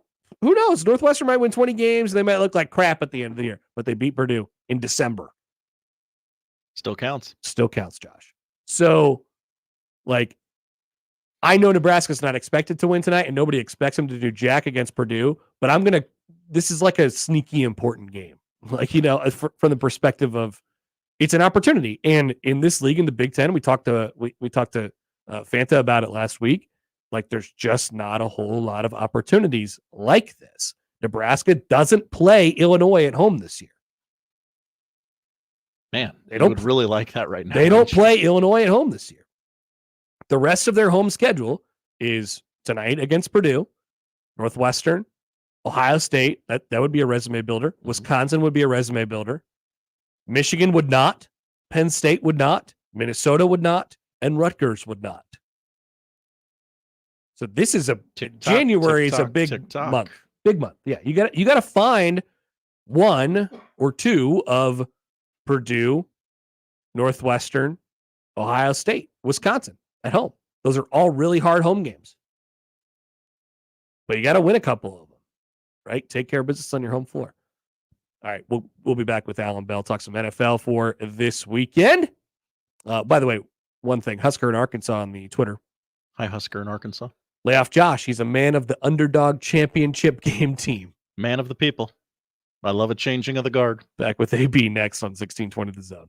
Previously on The Crossover. Brian says after the 0-2 Jamal Lord INT Texas game, I went outside and lit a Husker car flag on fire. Oh my God. I was so angry. The next morning, my mother found a pink glob goo outside and thought someone got sick from alcohol. How does lighting a flag on fire turn into something that looks like pink vomit? Those flags are a weird material. Mornings with Sharp and Hanley. The Connor Happer Show. Unsportsmanlike conduct. 6A to 6P. 1620. The Zone.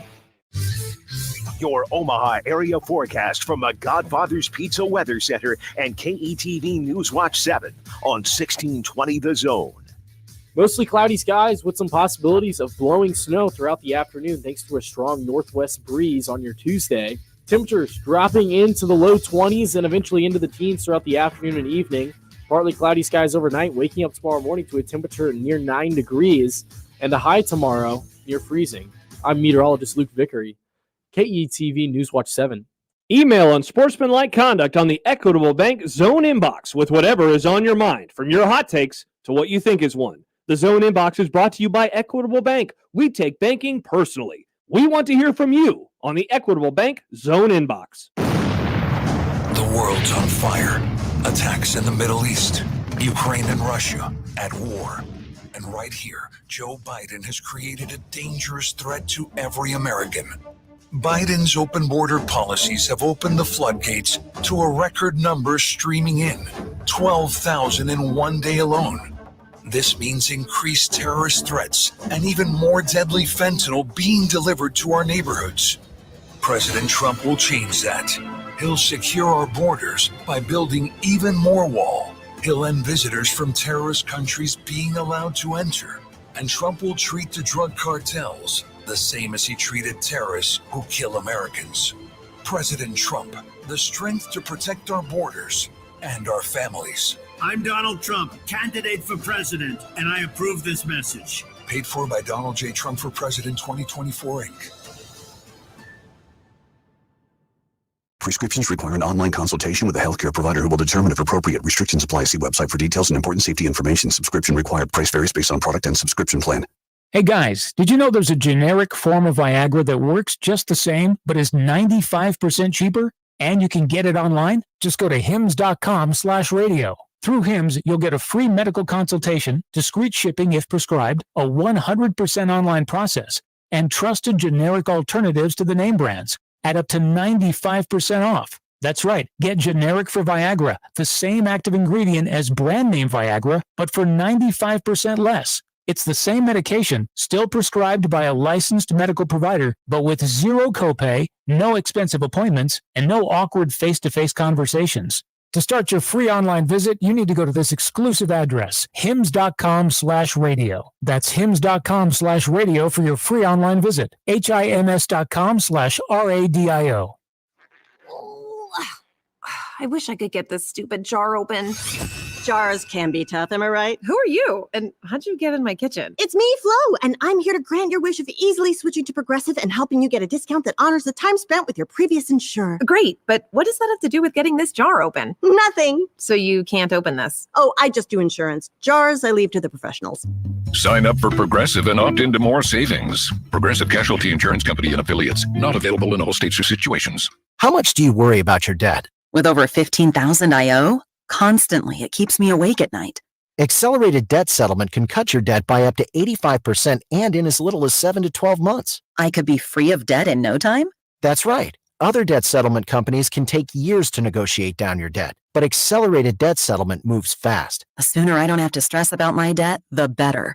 Exactly. In just months, Accelerated Debt Settlement's legal team will negotiate your unsecured debt down 60, 80, even 100%. Your debt from credit cards, student loans, timeshares, medical expenses, and more cut down 60, 80, even 100%. And you'll save thousands of dollars in interest payments. Finally, there's a light at the end of the tunnel. And a good night's sleep. Now get free of debt in a year or less with Accelerated Debt Settlement. Just call 1-888-508-8051 and we'll get to work for you. That's 1-888-508-8051. 1-888-508-8051. Here comes the money. Here we go. Money talk. Here comes the money. Allan Bell. On the Connor Happer Show on 1620 The Zone. You know, one of these days I gotta get to one that. of I'm these days sorry. we're gonna have to change it. I'm sorry, AB. I forgot to do Joined by that. Allan Bell on the 42 Degrees of Source hotline. Hello, AB. How are you? Well, hello, fellas. How we doing? Very good. So we get immediate reaction out of Nashville. I'm glad that we have a Nashville guy, by the way. You know, we're just, when anything happens in Nashville, like maybe the draft is there and, you know, some ladies are on a bachelorette party and they're asked about various things, we'll just call Allan. But today the news is that Mike Vrabel has been fired, or they have parted ways, depending on which NFL reporter you believe. Yeah. So first off, look, this is This is a reaction to that bachelorette party. They're getting their revenge. That's what they're mad about. It's surprising. I'll say that. We talked, last week, and that relationship between the new GM, Rand Farquhar, and Vrabel, I don't think it was very good.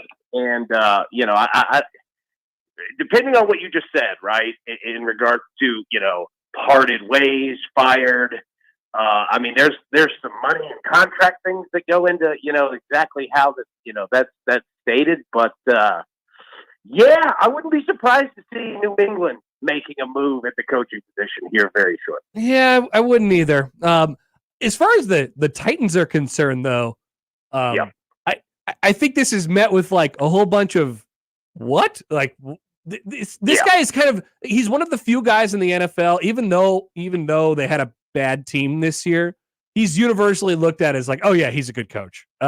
There's just not too many guys that get that distinction, and he has it. Yeah. Oh, dude, he is a good coach. Right now, I'm not absolving him, 100% of the issues that that the team is facing now. But the general manager before John Robinson, the last 4 years, the draft, classes that he's had have been awful, right? And that's why the team, roster-wise, is where it's at now. They dismantled what was a great offensive line, all right? So they've done that. They traded A.J. Brown. They've done all these things, man, and it's just been a disaster. This team is going to be in full rebuild mode, starting right now. Yep. Derrick Henry, he's going to be gone. Ryan Tannehill, he's gone. This team's going to look completely different. Yeah, they're going to stink next year. Yeah. Right. So, and they'll have the 6th pick in the draft. Yeah. This year. Exactly. Here's the thing. What do you do if you're Jacksonville? You just lost to this. Right. It costs you a playoff spot too. It's a tough look for them. Okay. Anyway, we are actually, let's go back to week 18 and some of the things that happened there first. I'm glad that we got a game 272 basically in the it came down to a spot in the NFL, even though they weren't, it wasn't exactly lose or die for those teams, but it was certainly, win and you were standing in the playoffs is improved. Miami, I thought they were gonna beat Buffalo. They made that stop at the end of the first half, and I thought, man, it just might be Miami's night. Josh Allen's throwing picks everywhere, and then the Bills kind of just made it happen. They flipped it all with a punt return. Like, we talk about the Bills every week.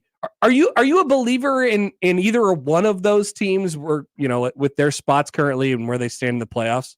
No, I'm not, man. And look, we talked about it last week, right? Like we were saying, like bet the Bills because the Dolphins are just so erratic. And to be completely honest with you, Buffalo tried to give that game away like 10 different times, and Miami just couldn't do anything with it. Now, I certainly get, the injuries, coming into that game. No Jalen Waddle, no Mostert, no David. They had some stars that were out, but whatever. Like, 2, red zone interceptions to start the game. Like, you can't take advantage of that, man. Like, that's the problem, is that Miami is, when they're on, they're one of the best teams in the NFL. But they're not always on. You know what I mean? And Buffalo's the exact same way. Like, you never know what you're going to get, man. Like, it's tough to trust either of those teams. I did not like the idea of throwing it to Chase Claypool in double coverage when the game was on the line either for Miami. No. Probably bad. Yeah, it never works out when that's the plan to Claypool. It just never works out. No, it really doesn't. All right, we look ahead to the weekend. So let's just start with the Dolphins. What kind of chance do you give them in Arctic temperatures in Kansas City? Now they do get healthier. They're going to get some guys back, and they'll be a little bit more potentially, I guess, explosive this week. I know not everybody's high on the Chiefs either. Let's start with that game. Like, what kind of chance do you give Miami going into Kansas City? None. I don't either. It's maybe a little more than none, but it's pretty close to none. Yeah, absolutely right. Like Miami, we were just saying, like their offense is built on precision and timing. and all that. And again, when it's on, man, it's phenomenal. But dude, the weather, the cold. I mean, Tyreek's used to it, right? Like he knows what's coming. But Tua, no, man. And especially if Spags can dial up that defense to get after Tua. Hit him a couple of times, dude. He doesn't want that at all. I'm all Chiefs in this one. So I was looking at some of we've had the Super Wildcard Weekend 3 times now.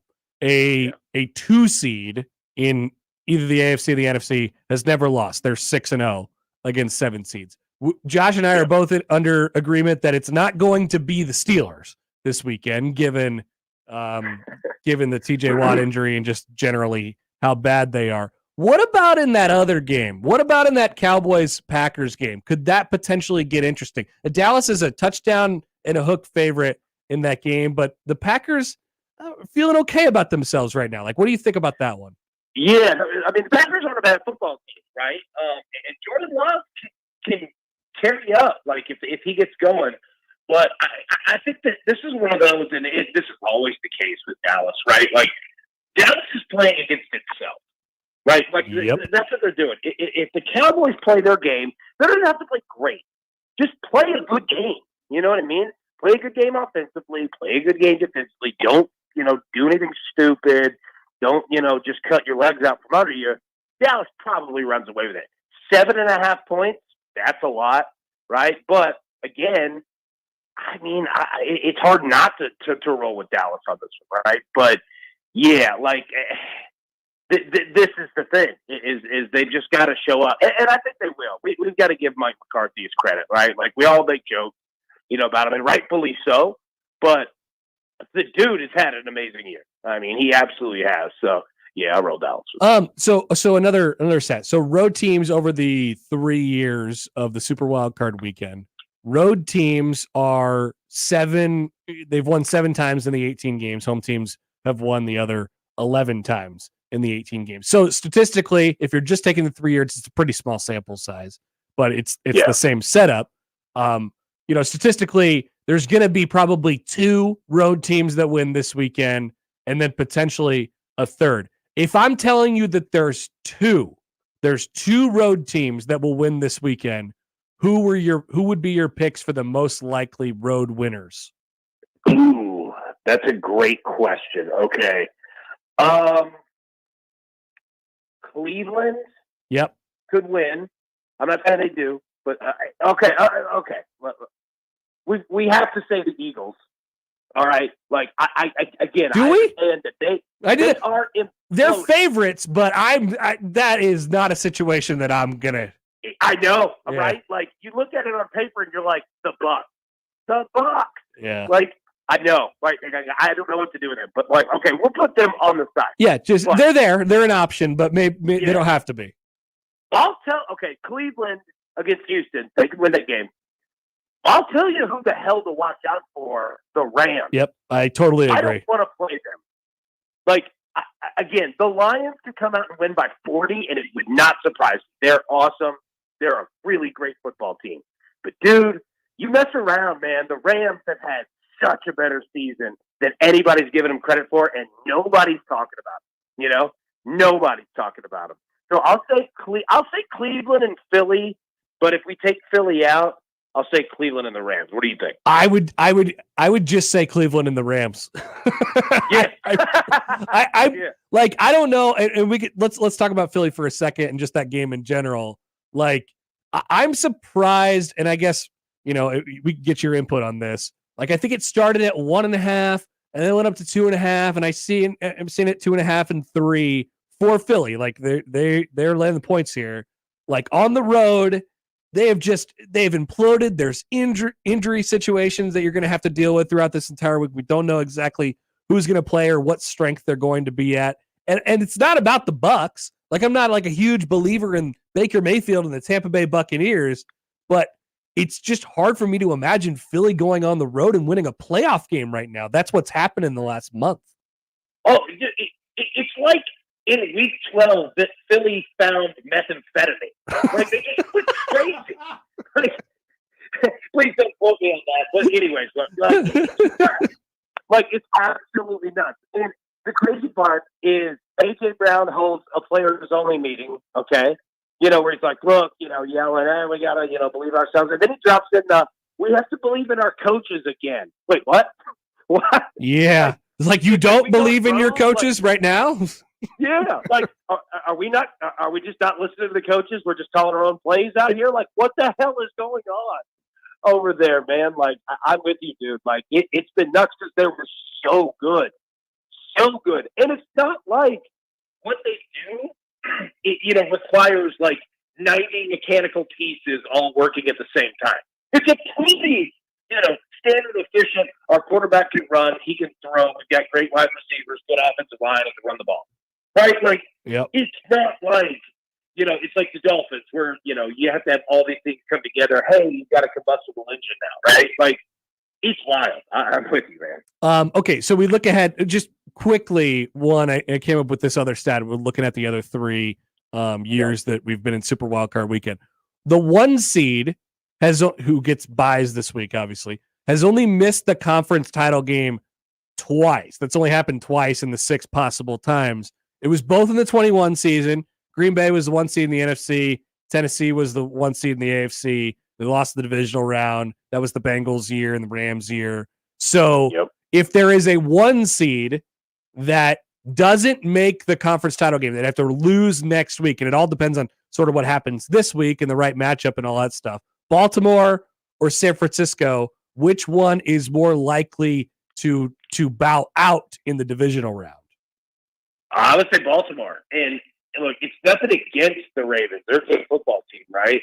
But now you've gone 2 weeks without playing, like your starters, right? Like that just generally just doesn't bode well, And again, I'm not saying that Lamar should have been playing in that, disaster rain monsoon. Yeah. And why was he even on the sideline? Like, I get it. Put him inside. Teammate, get him out of there. Like, just he don't need to be standing up there. But yeah, we don't need Lamar Jackson to get pneumonia before a playoff game. Exactly, right? Like I think everyone is an adult that can understand. We kind of need that guy. Like, just stay at home, bro. You're good. Just stay at home. Yeah. Yeah. But I would say Baltimore because San Francisco. I mean, what they do is. I'm not saying that they can be beat for sure, but dude, run the football, play defense. Yeah, Baltimore. I put them back there. Well, how it sets up for Baltimore would be really interesting because if you think Miami's going to win in Kansas City, then more power to you. If you think Pittsburgh's going to win in Buffalo, then I don't agree with those. So the most likely team that they would probably get is Cleveland. And if they're going to upset Houston in this round this weekend, that's a fun game. I mean, that's a really fun game, and it's a rivalry game. They're like, they hate each other. So the Flacco revenge tour is turning out to be awesome. Yep. All of a sudden, the Joe Flacco storyline pops up in the playoffs. What year is it? I know, right? Like we do, dude. Like the aliens coming. Like we live in a simulation, 100%. Like if you're the Ravens, though, like I don't know I don't know which team I would want to face. Because I like you could get Cleveland, right? Like if you put up points, Houston is truly a wild card. Like they could put up 40 on anybody at any moment. They could also give up 1,000, but I don't know which team I would want. Yeah, no, it's a weird one to think about. We don't, we have 2 1 seeds, and I think they're really strong. But also now thinking about the playoff season, if these teams get a win behind them. You kind of never know. It gets scary for those guys going into. Yeah, and Houston's playing with literally nothing to lose. Like they are like embracing it and loving it. Like that's dangerous. And they have a really good quarterback too. Yeah, which is kind of scary in the playoffs.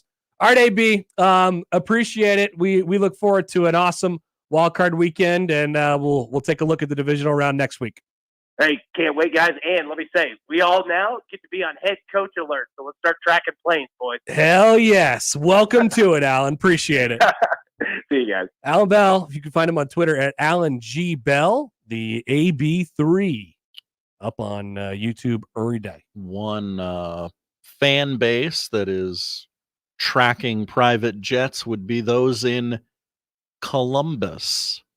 right now. As are they interested? They're interested in Mike Vrabel. Yes. Mainly, they're not interested in Ryan Day. Yeah, that would have already probably had to happen, right? I would think so. I don't know. Maybe they're just like, screw it, let's do it. Let's get him out of here. Maybe Ohio State fans are I guarantee this is a thing. We should check on Ohio State message board, honestly, and take a look at Get me to bucknuts.com. Yeah, I would imagine the top thing on there, the thread is entitled exactly this. This is another prediction for the day. Vrabel HC Day demoted to OC. Because we do this because we play fantasy football all the time with real people. Mm-hmm. That's a fantasy world that does not exist, but we love doing that on message boards. We do. In coaching searches. Vrabel head coach, Ryan Day offensive coordinator. If that's not a thread on your Ohio State message board right now, I don't know what you guys are doing. You're not message boarding right. You're not doing it the right way.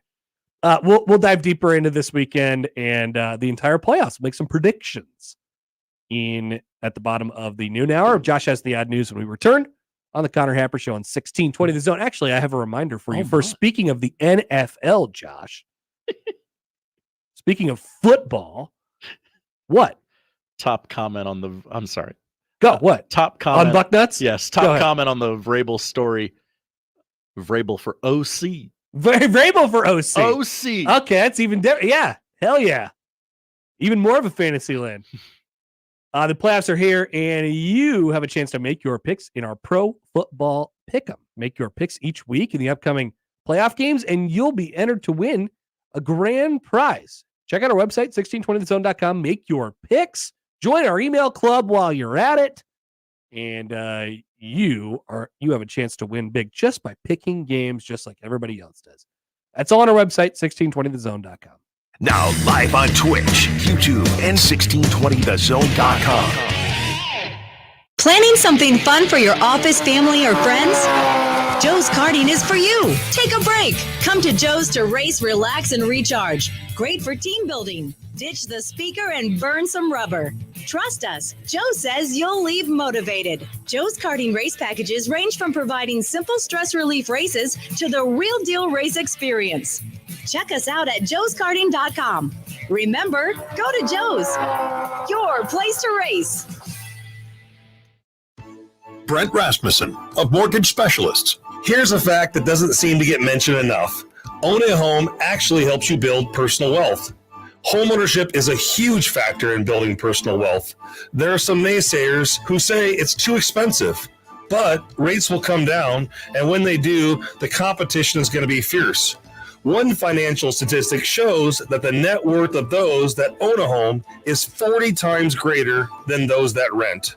So maybe take a few minutes to call me at Mortgage Specialists to go through the reasons why, even though the current market is different, why it's always a good time to buy a home to build your net worth.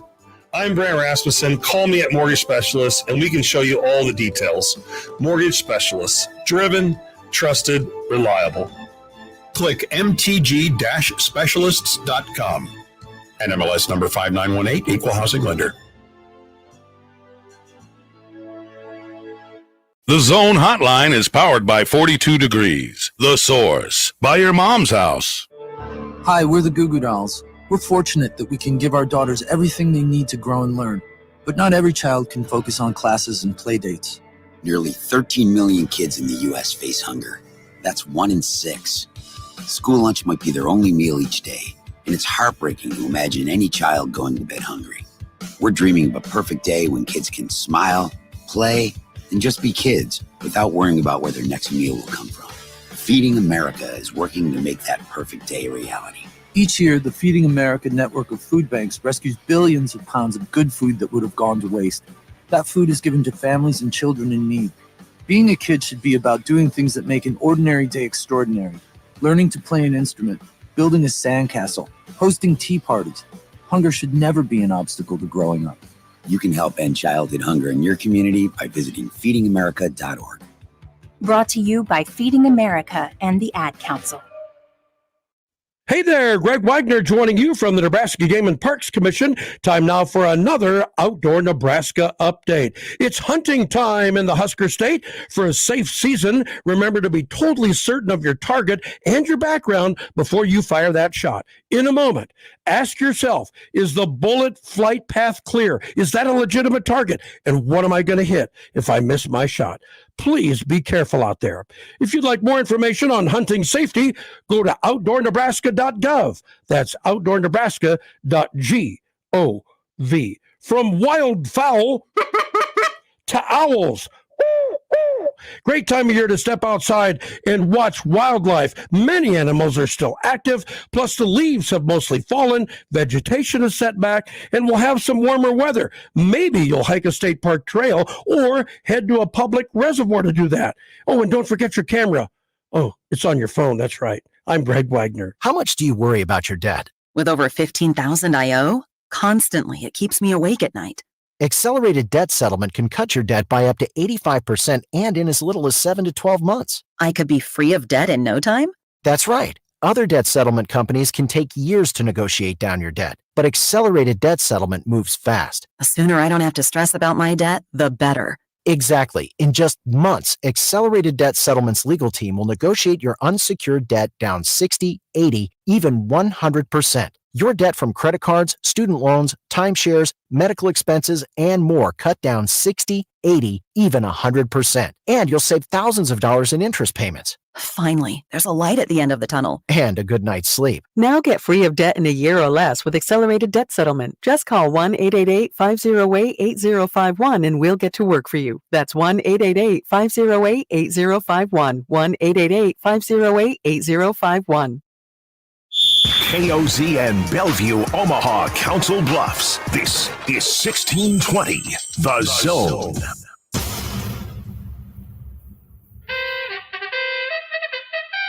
And now we've reached the point in the show where Josh Otson reads the peculiar, the bizarre, the comical, the odd news with Odd Son. Odd news, Odd Son. See what we did there?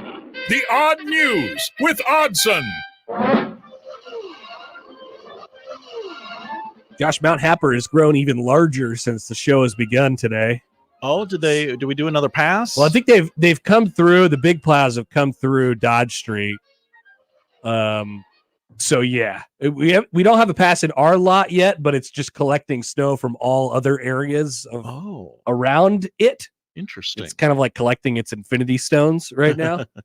So yeah, it's going to grow. It's going to get big, and it'll be there for a long time. Maybe till April. Who knows? Oh, are you ready to? Nope. No. Nope. Not yet. No. Okay. Don't have to make a prediction yet. Not going to. When do we make a prediction on that? I'd say when the snow is close to done, right? Like in late February or something like that.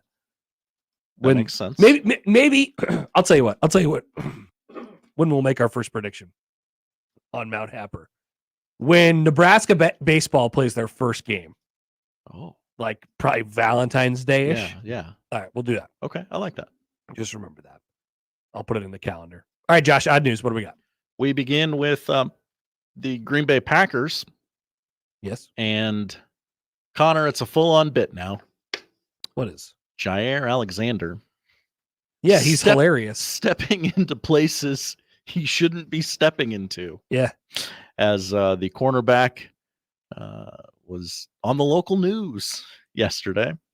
The Packers combating the departure of Aaron Rodgers by plugging in Jordan Love and making the playoffs.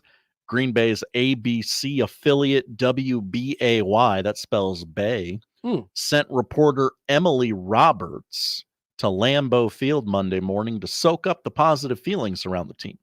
During a local newscast, a person wearing Packers gear snuck up behind Roberts to crash the report with an important message. Quote, "I'm just here to tell you Pack is back," the person said. Yeah. Roberts responded very smoothly, rolling with the punches on live TV. You heard it from a fan right here. Pack is back. Not a fan. But it was. In fact, he's their best player. He's a Pro Bowler. Yeah. The report on WBAY began with a montage of Packers fans reacting to Green Bay's victory. So I guess, she thought there was one more live. Well, I think, she's looking at the camera. He was only there for about 2 seconds and probably didn't get a chance to turn around and see who the person actually was. Sure. Now, it's also possible that she's not a sports reporter. Yeah, just the local news. They just send people out there. It's like, go stand there for a little while. That's your story for the day. And they're like, sweet, hell yeah, I don't have to figure out anything else. It's going to stand in front of Lambeau Field and say, 10 words. So she probably just didn't, she wouldn't have known anyway. But luckily she didn't, because we all get the viral clip, and it's made even funnier by the fact that she didn't know that an all-pro cornerback came up and said, the Pack is back. Let's go. And he had weird big sunglasses on. Jair Alexander. You never know what that guy's going to do next. Very weird. Very weird. Another weird story. I mean, that's what this whole segment is.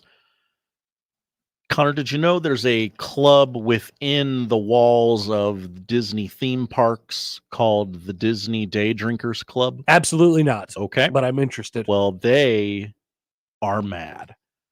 They're causing a stink over the relocation of their mascot, Beanie, a gray trash can that looks like most any other trash can at Disney's Epcot in Orlando, Florida.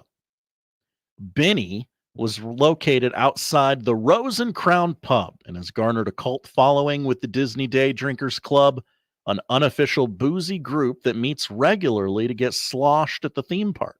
Sounds fun. It does.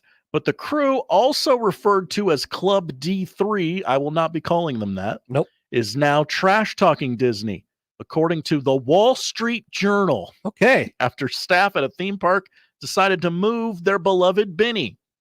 Beanie became the club's mascot in 2021 when some members were drinking around the world in Epcot. That's, one of the appeals of going to Epcot. Hey, I can eat sorts around of the world, drink around the world, the whole thing. Yeah. As most people know, it's hard to find a table where you can set your drink down when you're day drinking. The park's very busy. The tables fill up quickly.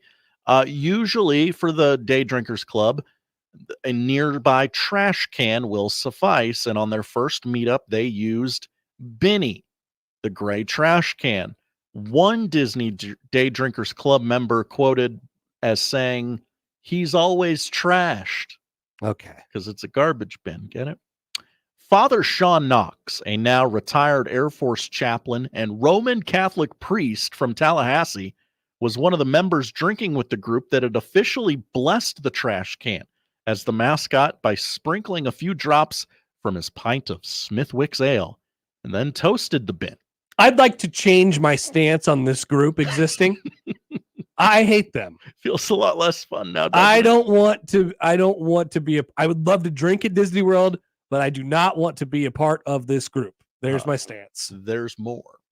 When the bin was relocated to the new location in front of Sportsman's Shop in September, the club's Facebook group, which has 86,000 plus members, blew up over the rubbish news. It's become a tradition for members of the club to visit and take a photo with the infamous trash bin. But after it was moved, it was hard to tell which bin was Beanie. Yeah. A Disney spokesperson told, again, the Wall Street Journal that Beanie had become so popular that too many people were lining up to take photos with the trash can, blocking the entrance to the pub in the UK pavilion and creating safety hazards. The founder of the club told the Wall Street Journal that moving the bin was a big deal because of Disney superfans' attention to detail. It has been moved back to its original spot, so no harm, no foul, right? The club has two subgroups, one for marathon runners and one for singles. Connor, 4 couples who have met through the singles group within the Disney Day Drinkers Club are engaged. Bet they are. And they even have a secret password. Take me to the summit, to say to bartenders around Disney World. And that gives them access to a secret menu. I don't like this anymore, Josh. It got a lot less fun, didn't it? It really did. Just, it's fine. Go drink at Disney World if that's what you want to do. It's trash can. You don't. Also, you don't get to have creative control on where the trash cans are. This is an unofficial club. You made up this club. I'm sure Disney World doesn't condone it.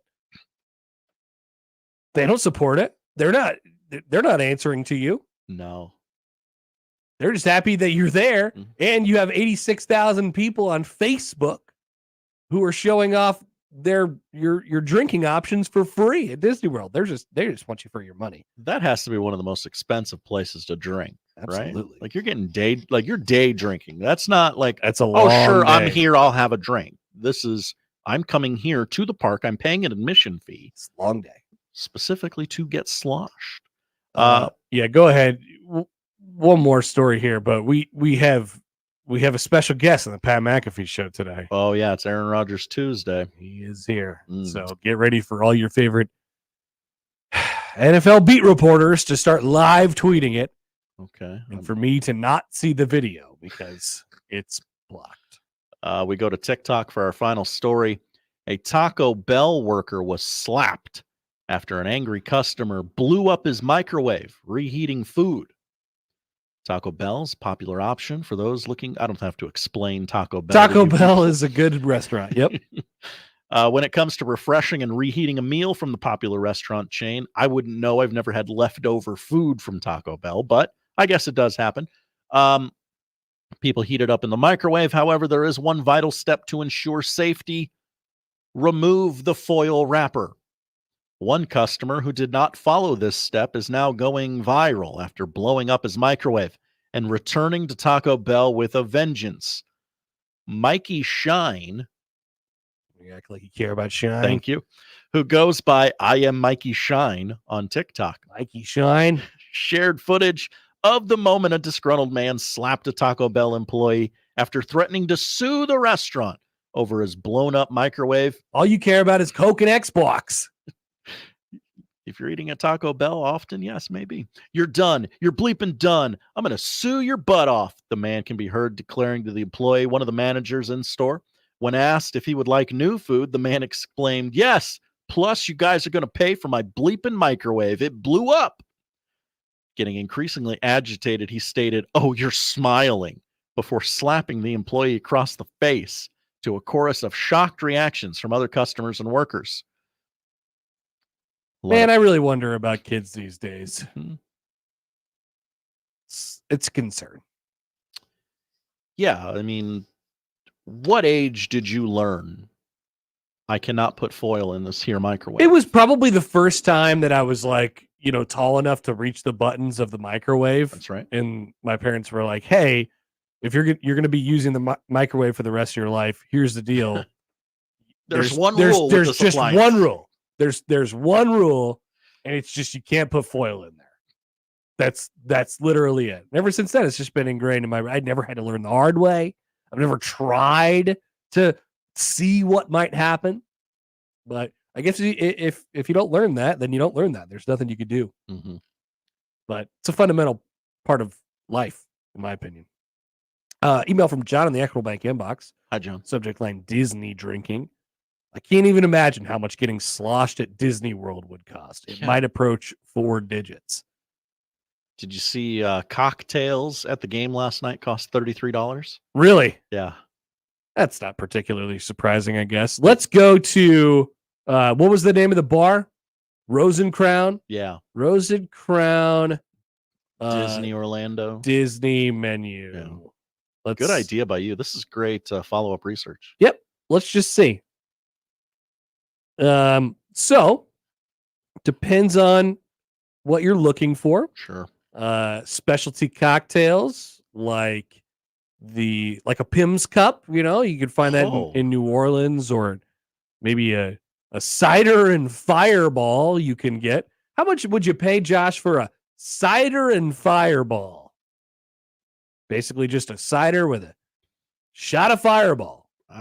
I knowing that it's going to be more expensive than I actually think it is, I'll say $14.50. $15. Okay.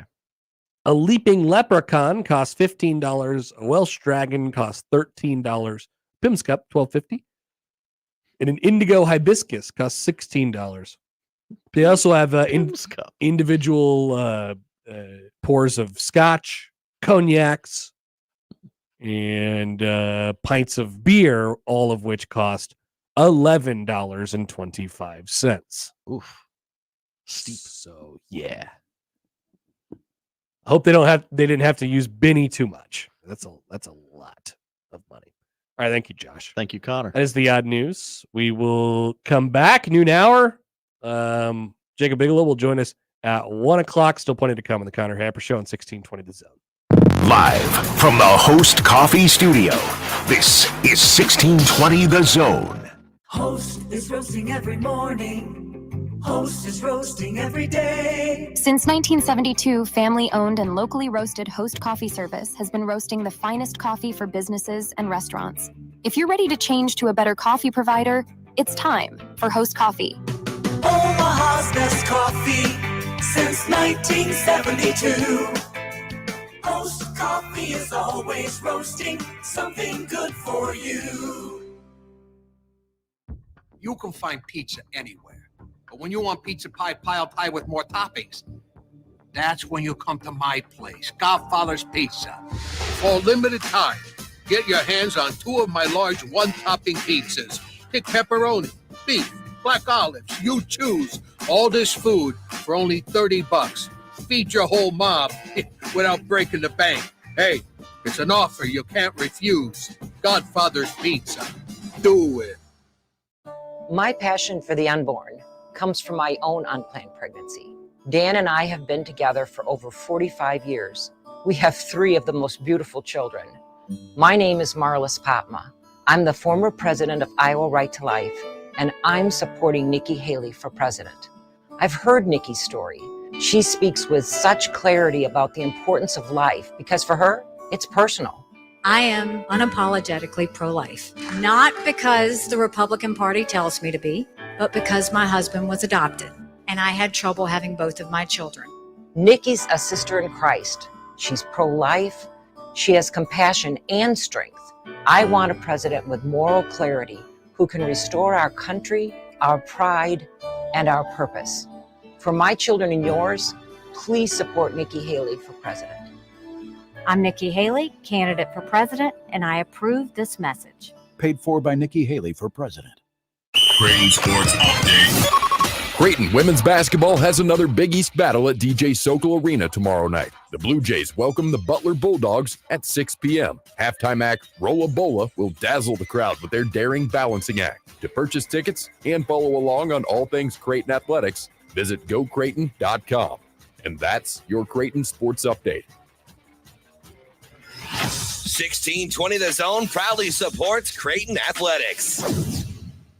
Roofing, siding, and gutters. Make the right call with the rooferees at John Higgins Weather Guard. Save now during the Start Something New sales event happening now at Woodhouse, Chrysler, Dodge, Jeep, Ram, and Blair. Right now, lease the 2024 Jeep Grand Cherokee Altitude for $399 per month. Grand Cherokee is the most luxurious vehicle in its class. Based on Summit model offerings and the latest Ward's Middle Sport Utility Vehicle segment. Excludes other FCA US LLC vehicles based on the latest available competitive information. Lease for 27 months, 10,000 miles per year for well-qualified returning lease customers with approved credit. Tax title license extra. $1,999 down plus first payment and $299 doc fee to its signing. Stock number C240394. Offer expires 1/31/24. See dealer for details. What's holding you back from learning the language you've always wanted to know? Too hard. Takes too long. Not with Babbel. Babbel's lessons take just 15 minutes a day. 15 minutes isn't long. Nope. And they're fun. Fun isn't hard. Right. Babbel's interactive lessons, podcasts, games, and more make it fun and engaging, so you don't realize you're learning a language, but you are. And Babbel's lessons are built around real life. You can choose from topics like travel, business, relationships, and more. You'll learn what matters most to you. Plus, Babbel's lessons are designed to get you speaking right away. In 3 weeks, you're able to start having conversations. Just 3 weeks. Even better. Since Babbel's lessons are designed by language experts and voiced by real native speakers, you'll get the accents just right and be able to carry on conversations with confidence. Learning a language with Babbel doesn't take long. And with Babbel, it isn't hard. It's perfect. Start learning a new language today. Go to Babbel.com. That's Babbel.com. Babbel.com. Let's get back to the Connor Happer Show on 1620 The Zone. Here comes the clown.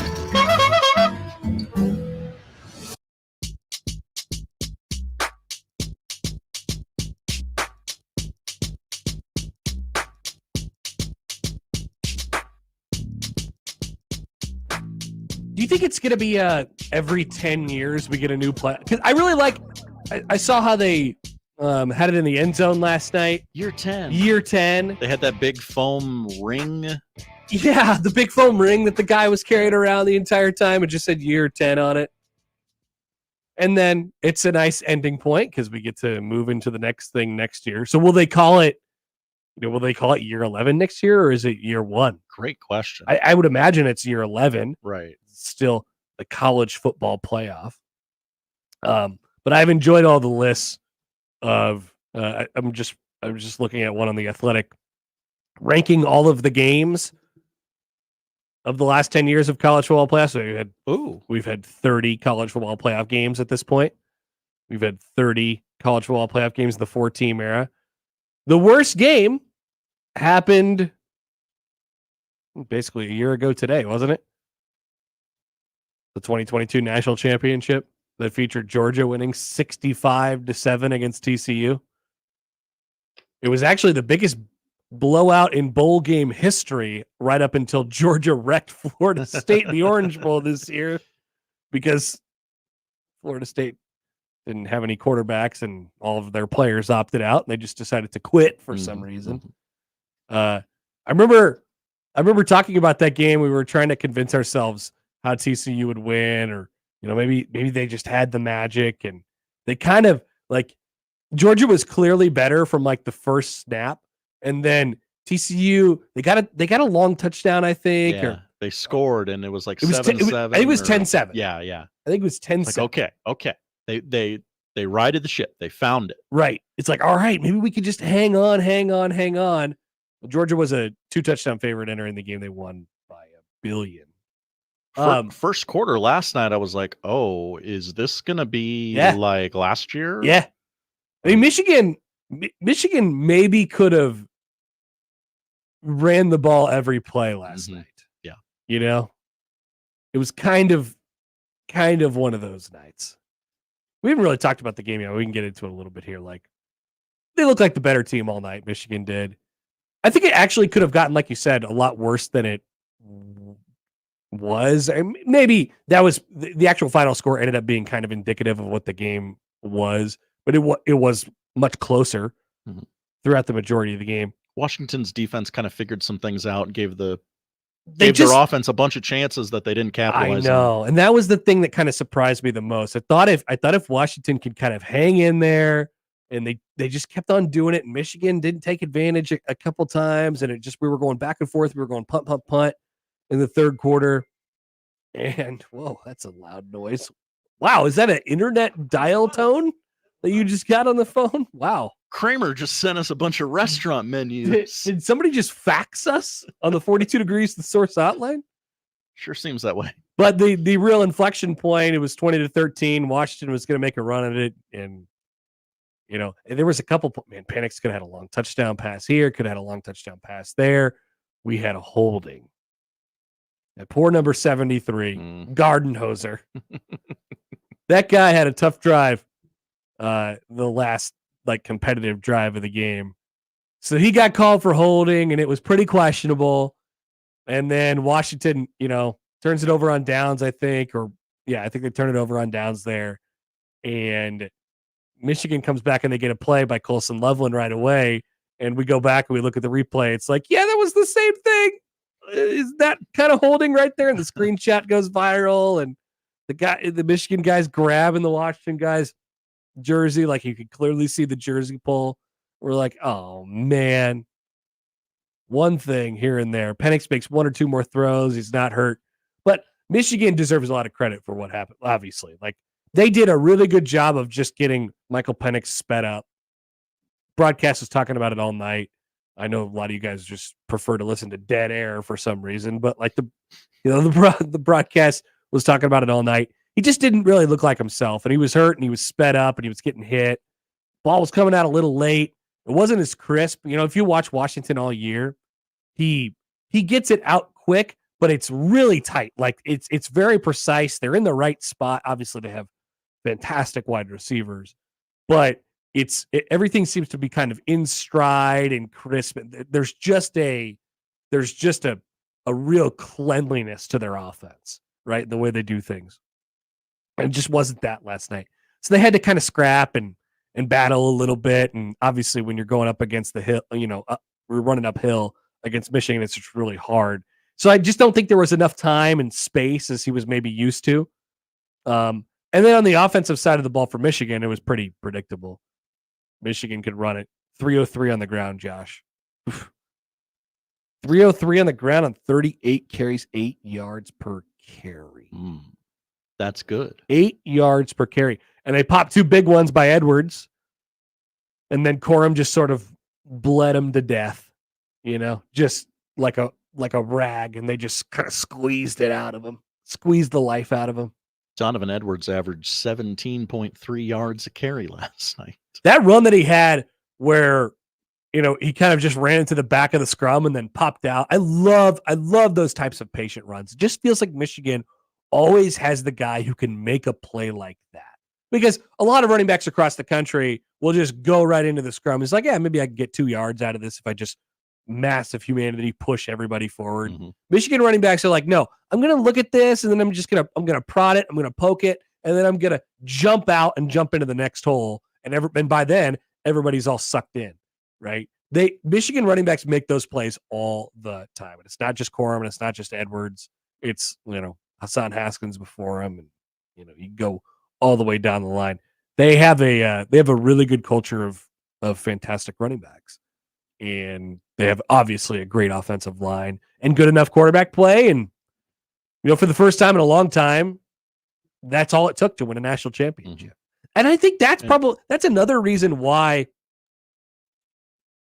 it doesn't feel as like definitive maybe for Michigan. It didn't feel like they had to. There's no flash to it. Yeah, there's no flash, and they didn't really have to exert themselves all that much either. Obviously, they went to overtime with Alabama. No pizzazz. But they didn't have to make all these plays. And I know it's really hard to say because Roman Wilson had the great catch against Alabama, and Corum had great runs, and Edwards was, really good last night. But like you said, yeah, I mean, wasn't a whole lot of flash to it. Wasn't a whole lot of pizzazz to it. Yeah. You know how we will oftentimes look up old box scores from a Super Bowl and I wonder what Joe Theismann's box score was in the Super Bowl, whatever. And you'll look at it and go, wow, he's a historically great quarterback. And that's a terrible line.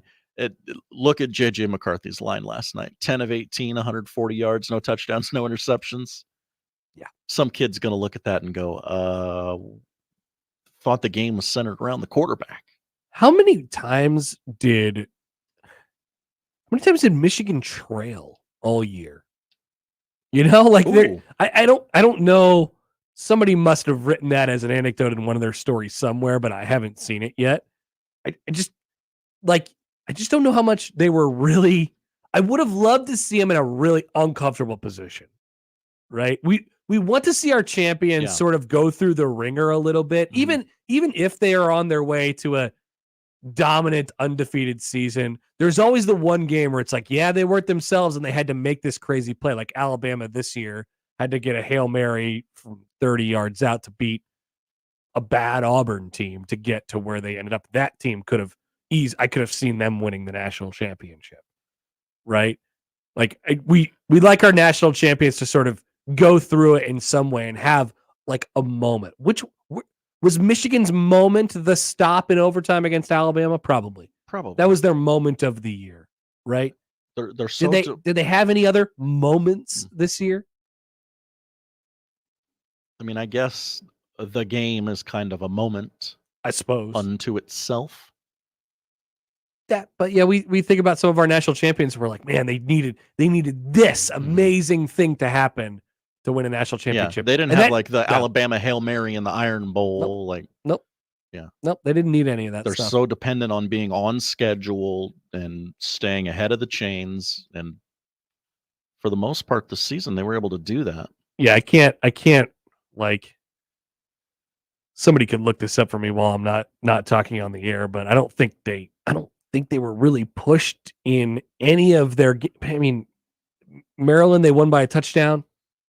Obviously, the Ohio State game was pretty close throughout. They weren't pitched in the Big Ten championship game. They trailed to Rutgers. That's right. Rutgers got them early with the score, yeah. right? Yeah, that's true. Well, I don't need to look at the Nebraska box score. You do not. You do not. Although I saw many highlights from that game last night. Oh, interesting. Saw J.J. McCarthy rolling out and just throwing easy touchdown passes in the back of the end zone. So he does that. Indiana had a lead. Congrats. Actually shut out Michigan in the first quarter. And then Michigan scored 3 touchdowns before halftime. Yeah. So there's that. And then there's like, were you trailing late at any point like that? So, yeah. All right. We'll come back. NFL reaction, overreaction is next. We will not have NFL. We will not do it in the typical way. Our writers, we have decided to give them the long off season off at this point. They are off to their cruise that we provided for them. Nice job. Our NFL playoff predictions and sort of takes what might happen in the middle. Set things up for this weekend and what might come. Certainly these will be all wrong. Join us for that next on 1620 The Zone. I'm a fabulous driver. The Connor Happer Show I'm one of the best friends you could ever have in your life. on 1620 The Zone. I hate you. Your Omaha area forecast from the Godfather's Pizza Weather Center and KETV Newswatch 7 on 1620 The Zone. Mostly cloudy skies with some possibilities of blowing snow throughout the afternoon thanks to a strong northwest breeze on your Tuesday. Temperatures dropping into the low 20s and eventually into the teens throughout the afternoon and evening. Partly cloudy skies overnight, waking up tomorrow morning to a temperature near 9 degrees and a high tomorrow near freezing. I'm meteorologist Luke Vickery. KETV Newswatch 7. The Connor Happer Show returns in minutes on 1620 The Zone. Brent Rasmussen of Mortgage Specialists. Here's a fact that doesn't seem to get mentioned enough. Owning a home actually helps you build personal wealth. Homeownership is a huge factor in building personal wealth. There are some naysayers who say it's too expensive, but rates will come down, and when they do, the competition is going to be fierce. One financial statistic shows that the net worth of those that own a home is 40 times greater than those that rent. So maybe take a few minutes to call me at Mortgage Specialists to go through the reasons why, even though the current market is different, why it's always a good time to buy a home to build your net worth. I'm Brent Rasmussen. Call me at Mortgage Specialists and we can show you all the details. Mortgage Specialists. Driven, trusted, reliable. Click mtg-specialists.com. NMLS number 5918, Equal Housing Lender. Take your home to the next level with Level countertops, cabinets, and flooring. If you have a kitchen, bath, or closet that is completely dysfunctional, now is the time to make them functional. Level countertops, cabinets, and flooring is your expert for taking your home to the next level. The staff will listen to your needs and dreams and create a unique space specifically for you and your family. Visit the showroom at 192nd and West Maple or online at levelomaha.com. That's levelomaha.com. 1620 The Zone is on location Friday, January 26th at American Cancer Society's Hope Lodge, Nebraska in support of the Creighton Pink Out Game, a free home away from home for cancer patients and caregivers. You can find details on 1620thezone.com and at cancer.org/pinkout. Some days I cover up because of my moderate to severe plaque psoriasis. Now I'm hitting the road with clearer skin thanks to Skyrizi, Rizumkizumab Riza, a prescription-only 150 milligram injection for adults who are candidates for systemic or phototherapy. Nothing is everything.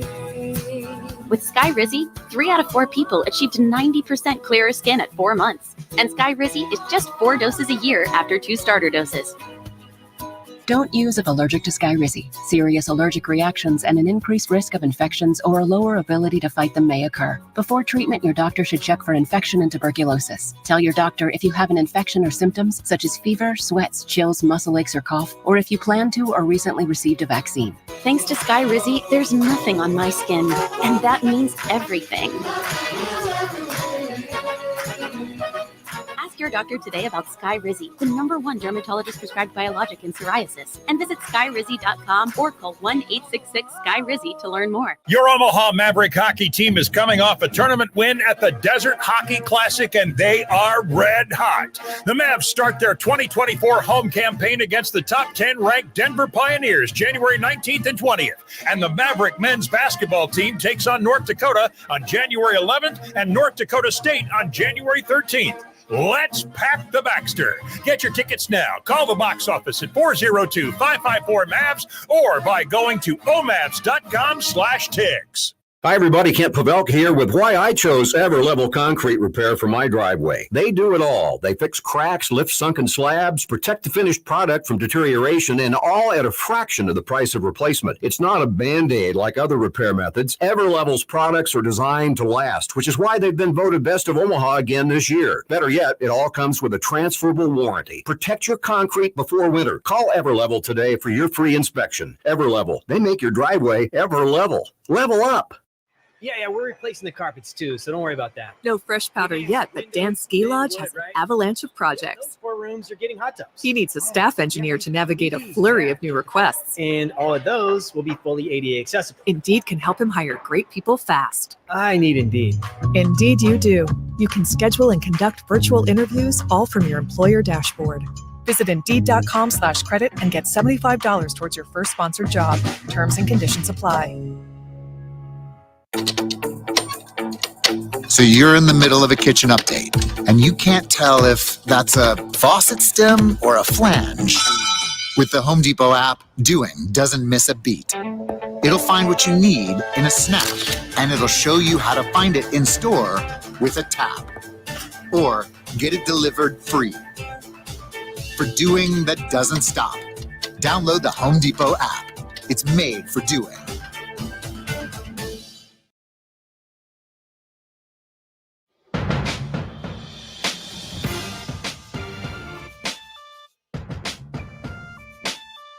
All right, don't forget, Jacob Bigelow will join us in a little bit. We'll talk about Nebraska and Purdue tonight at Pinnacle Bank Arena. The #1 team in the country is here.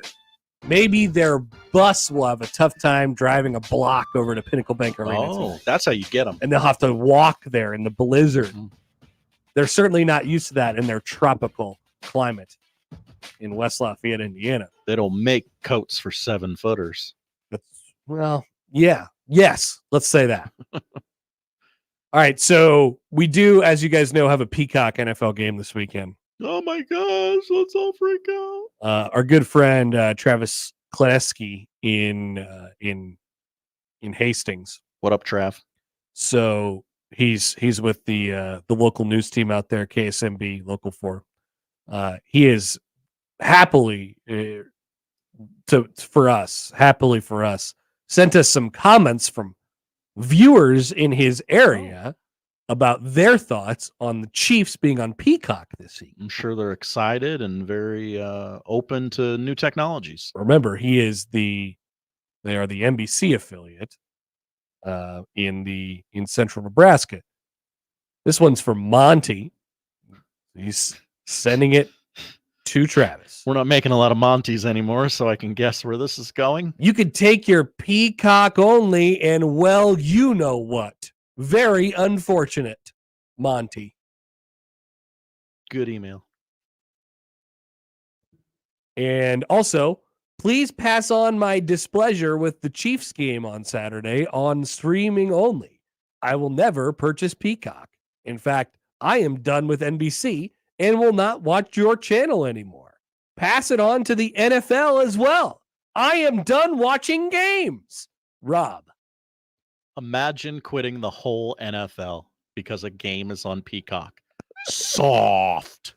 So you notified me of this. I hadn't heard this, or certainly don't know the context.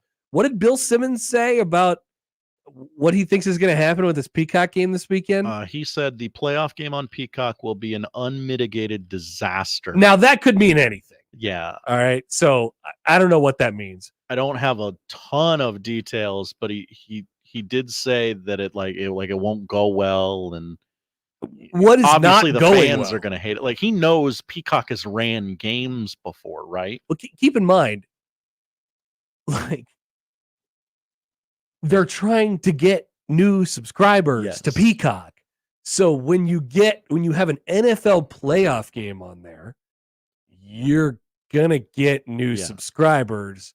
So it's going to be a success. If you compare their ratings compared to the over-the-air TV games that are going to be airing this weekend that are NFL playoff games, it'll probably be the worst rated one. Mm-hmm. It'll probably be the worst rated one. But the NFL has a subscription only, exclusively Peacock game this weekend. And that's a huge win for the NBC Universal crowd over there. They're going to like what they get out of that, which is a lot of subscriptions. Yes. This is on the Bill Simmons pod. I don't have the date, but fairly recently. Quote, I think people just realized this today. There was finally some chatter about it, but I don't know if everybody knows yet. This is a disaster. This is going to be one of the all-time sports television disasters, as people are like, wow. I can't wait to watch Dolphins at KC. Nobody talks like that. What channel is it on? Wait, what? Peacock? Like, my dad is going to realize the game is on Peacock probably in the second half of Dolphins KC. Again, no one's calling it Dolphins KC. He's going to be looking for it for an hour and a half. Peacock spent $200 million on the game and $400 million on commercials to tell people how to get Peacock in time for this game. Oh, they're going to make that back. Yeah. They're going to be just fine. I don't get what people don't get about this. What? I also don't understand that hate. Like, I am an old ass TV man, famously, Josh. I am an old crotchety, put my games on television, and I like to see them right away when they happen. All that stuff. I don't care about street. I don't need it. I don't want it. I prefer it to not be that way. But you already have 700 streaming platforms. Right. I don't get why Peacock is the one that we're so vehemently against. Yeah, I don't get it either. If the game was on Max, people would be like, oh, the game's on Max. That's a stupid name, but I'm familiar with that brand. Okay. Let me throw this off you then. What if it was an Amazon game? What if it was Amazon streaming only this weekend instead of Peacock? I guess people would understand. You think the reaction would be the same? I think people would be more understanding because they're a existing television partner. No, but you make a good point, Josh. Is it at all about the Peacock of it all? Because it might be. It might be. Because I hear this. I mean, we hear about it locally because the Big Ten now has a deal with NBC, and they're going to put some of their games on Peacock, including tonight in Lincoln. Shout out Jack Collinsworth and Robbie Hummel. They'll be courtside doing game on Peacock, which I think it's a great broadcast. It is. I think they do a really good job. I think it's sharp with the graphics. Great picture. They've done their research. The broadcasters are good. And of course they will be for an NFL playoff game involving the Kansas City Chiefs as well. So it can't be that. It can't be that. So it's literally just ease of access and $5. We don't do this with, Amazon each and every Thursday. Yeah, I'm not. I don't get it. I actively enjoy Peacock. I don't. It's a wonderful service. I don't want the games to be on there, right? Compared to just NBC or whatever. I don't. I'd prefer it to just be on NBC. But if you're telling me that it's on Peacock, then I'll pull it up. It's fine. It's an NFL playoff game, guys. And the NFL is basically betting, and NBC is basically betting that you will too. And guess what? They're right. They're right. You're not going to stop watching Peacock. You're not going to stop watching NBC, your local NBC affiliate. And you're sure as hell not going to stop watching the NFL. Old dudes love threatening to never watch the NFL again. Yeah. Yet the ratings grow each and every week. Yeah. Mike Tirico will be working the Peacock game on Saturday night with Jason Garrett and Kaylee Hartung. Hey, so are they doing both? Are they doing Detroit and Rams too? Detroit and the Rams. I would assume it's going to be Tirico and Collinsworth and the traditional Sunday night crew. Jason Garrett gets a playoff game. That's probably not so great. Yeah, we might have some talks about that on Twitter. Peacock. All right. So this takes the place of NFL reaction overreaction. Thank you to Travis for sending those in. I can't believe that this is a conversation. I feel bad for the TV people who are basically just catching strays here. Like, what does Travis have to do with any of this? He's got no say. Nothing whatsoever. Also, he just does the weather. One of the Chiefs players was upset that the game's on Peacock. He's not going to watch the game. Us playing on Peacock only is insane. I won't lie. Imagine caring what network your game is on. As your I see what's games happening. away from the Super Bowl. What has happened now, Josh, is that it's become cool and popular to say that they don't like when things are on Peacock. That's all. Maybe they needed a different name for their app or something. Now that I'll meet you there. Okay. Yeah, but that's clearly what has happened. People are just like, people are saying this, so I'm going to say it too. Can't wait till it's rebranded as Universal. Yeah. Plus. Universal Max Plus. NFL playoffs games this weekend. Let me take you through a couple stats before we make some picks here. Okay. So we've had 3 years of Super Wildcard Weekend, 3 complete seasons of Super Wildcard Weekend, starting with COVID. Shout out to COVID. Super Wildcard Weekend is stuck around. We get 6 playoff games, 2 Saturday, 3 Sunday, and 1 on Monday night. In those games, there's been 18 of them, road teams. So higher seeds are 7-18. Home teams are 11-18. So getting close to a 50-50 split there. AFC home teams, AFC higher seeds, and this is just on Wildcard Weekend, 7-2. NFC home teams are below 500, Josh, 4-5. Oh my! On Wildcard Weekend, only one.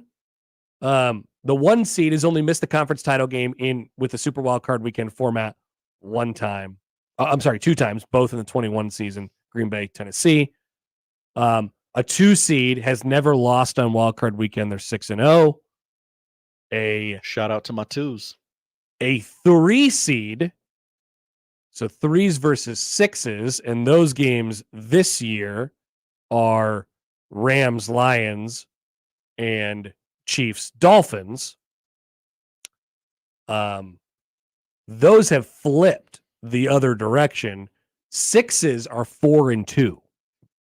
6 seeds are 4-2 in the Super Wildcard Weekend format. So 6 seeds win more often than 3s. That's good. And then 4s and 5s have split completely over the 3 years.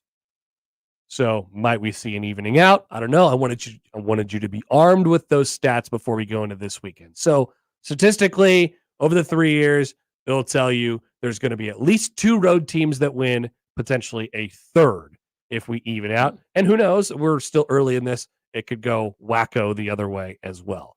I don't believe a 2 seed will lose this weekend. I do not believe a 2 seed will lose this weekend. I like Buffalo and I like Dallas, both advancing to the divisional round. I would agree with you there. And getting home games. But I do like 2. I do like 2 on the road, as we talked about with AB. Cleveland and the Rams. Detroit fans in hell. Stafford goes in there and they win. I like the cut of the Rams jib right now. I do. If I am to pick a third road team, it's Philly, but Tampa Bay is the dog at home because they won the crap NFC South. I just don't think I'm just so out on Philly that I can't pick up the winner road game in the playoffs right now. I could also see Green Bay and Dallas getting a little tighter than some may want it to. But if I'm picking 2 road teams this weekend, it's the Browns and the Rams. And in fact, I am. Everybody else advancing out of the weekend. Chiefs, Bills, Cowboys, and Bucks. I have the same first round results. Okay, that's as not good. It's not, but I do think Josh Peterson is not going to have a fun time Sunday.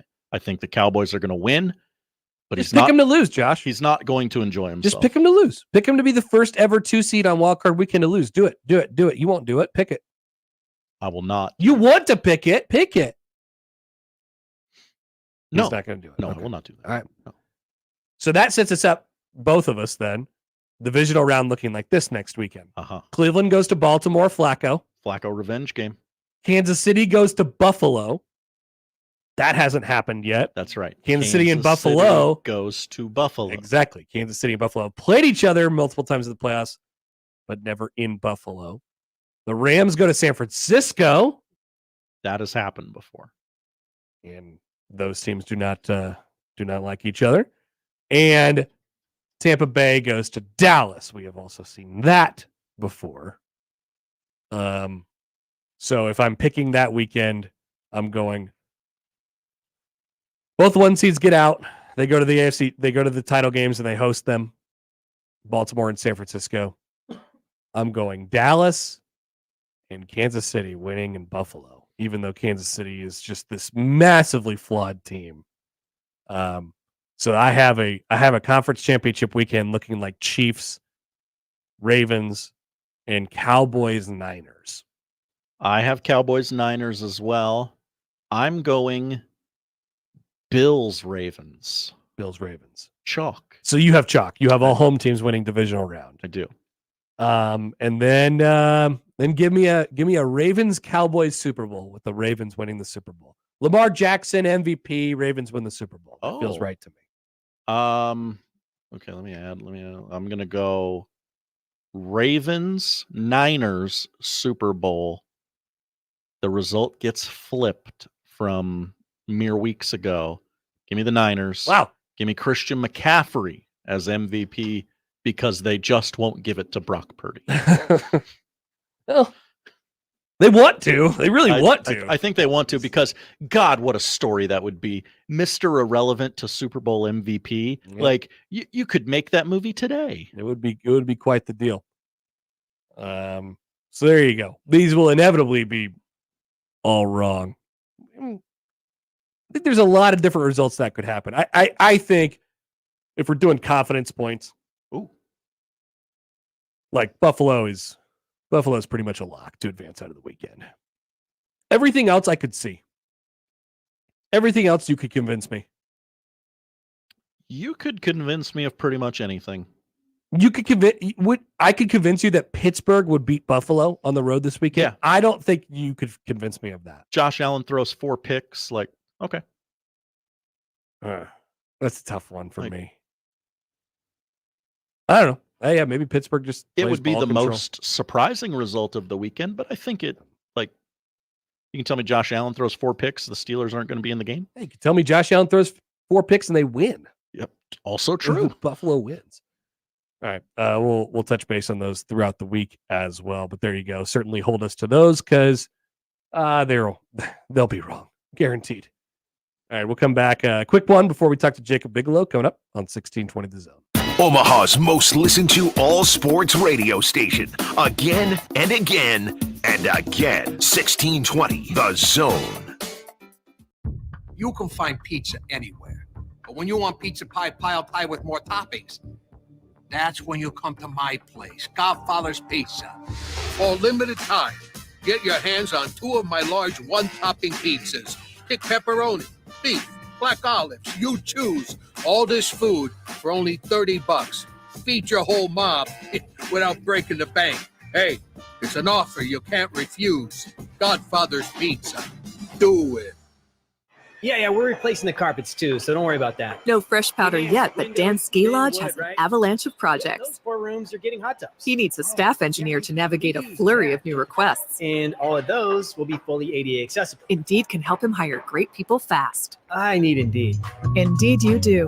You can schedule and conduct virtual interviews all from your employer dashboard. Visit Indeed.com/credit and get $75 towards your first sponsored job. Terms and conditions apply. Lanahaw Nurseries has been your dependable full-service source for locally grown trees, plants, and landscape materials. Rooted in tradition, our products and services are consistently ranked best of Omaha in quality and value. From design to install, our experts are here to help bring your landscape vision to life. Start your next project this weekend. Visit us at 192nd and Center. Lanahaw Nurseries, your homegrown headquarters since 1974. Equitable Bank. We take banking personally.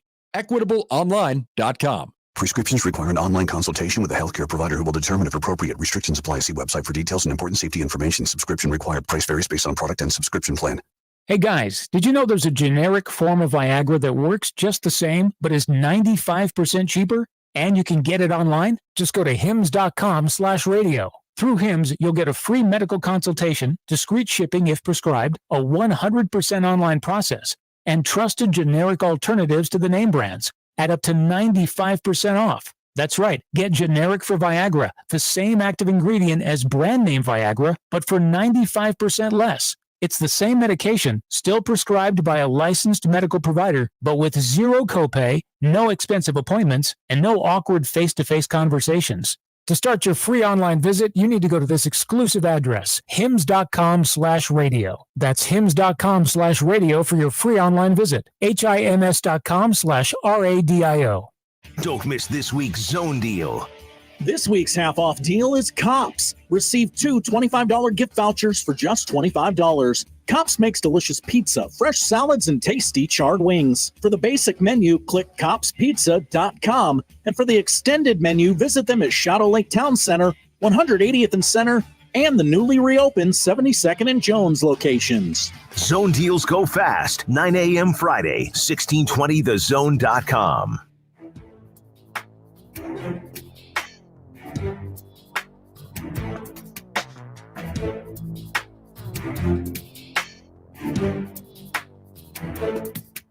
All right, here's the Steelers' case for winning this weekend.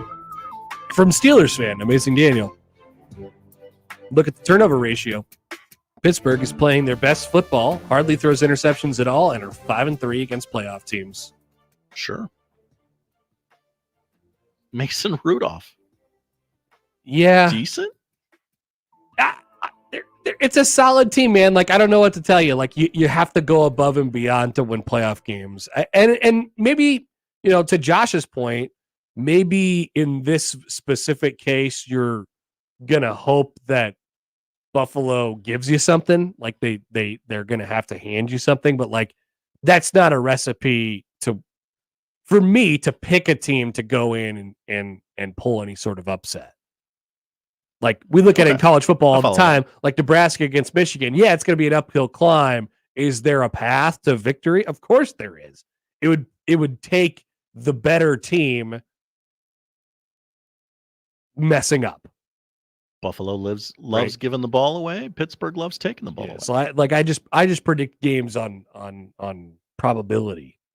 Like, how many times out of 10 are you going to win? I think Buffalo, it's like 7 or 8.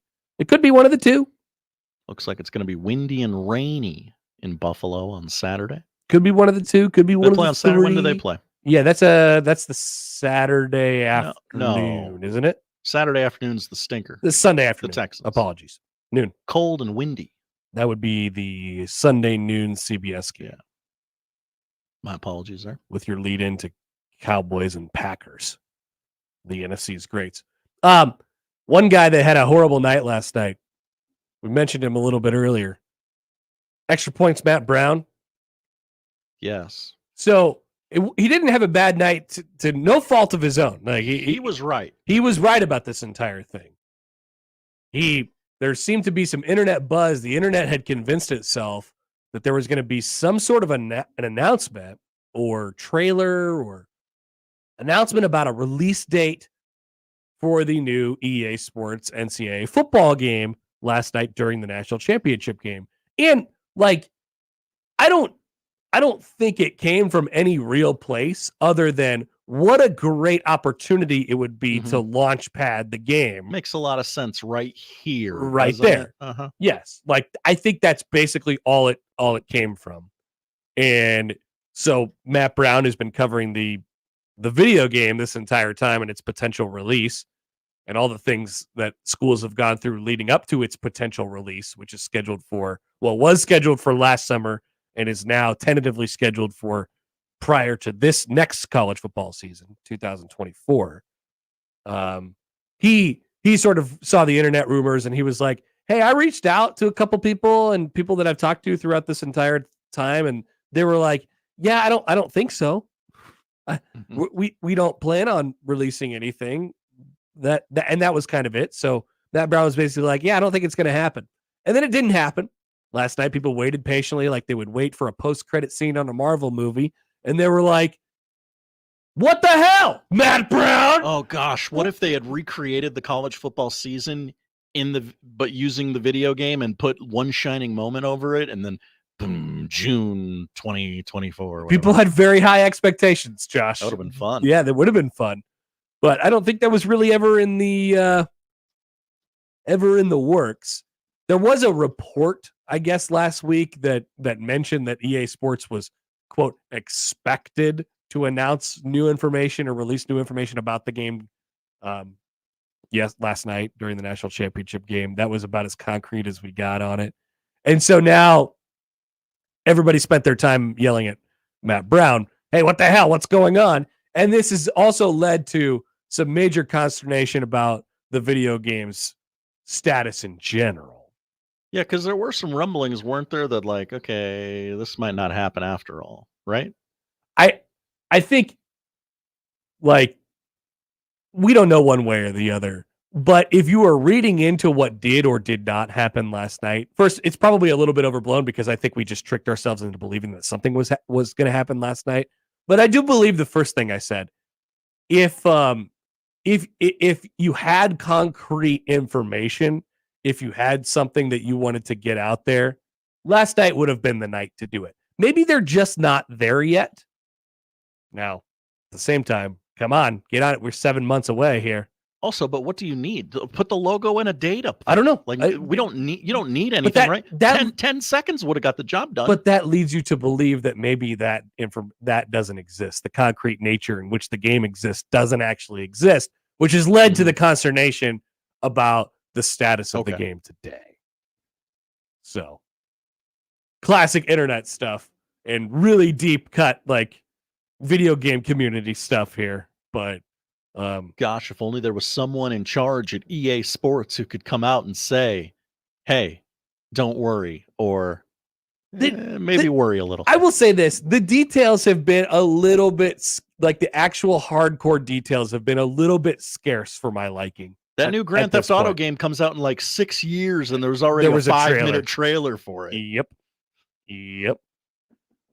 So a little scary. So if you're asking me if I'm scared, my answer is a little. Interesting. But I probably care more about the video game than most people do, I suppose. All right, let's take a quick break. Jacob Bigelow will be up on the other side. Nebraska basketball hosting the Purdue Boilermakers, the number 1 team in the country tonight. Does he agree with Josh on the crowd and how bad it'll be tonight? What will he think of the new Pepsi sign instead of the Mountain Dew sign in the arena? That's an important question. And we'll hit a dumpster fire close to home as well. Next on 1620 The Zone. Live from the Host Coffee Studio, this is 1620 The Zone. Make the right call. John Higgins Weather Guard, the home of the roofery. When it's time to replace or repair storm damage, make the right call. John Higgins Weather Guard, the local, trusted, and proven choice. No one has installed more Da Vinci roofs, and there's a reason why John Higgins Weather Guard is the nation's leader. Community member, community supporter. Make the right call. John Higgins Weather Guard, the home of the rooferys. Make the right call.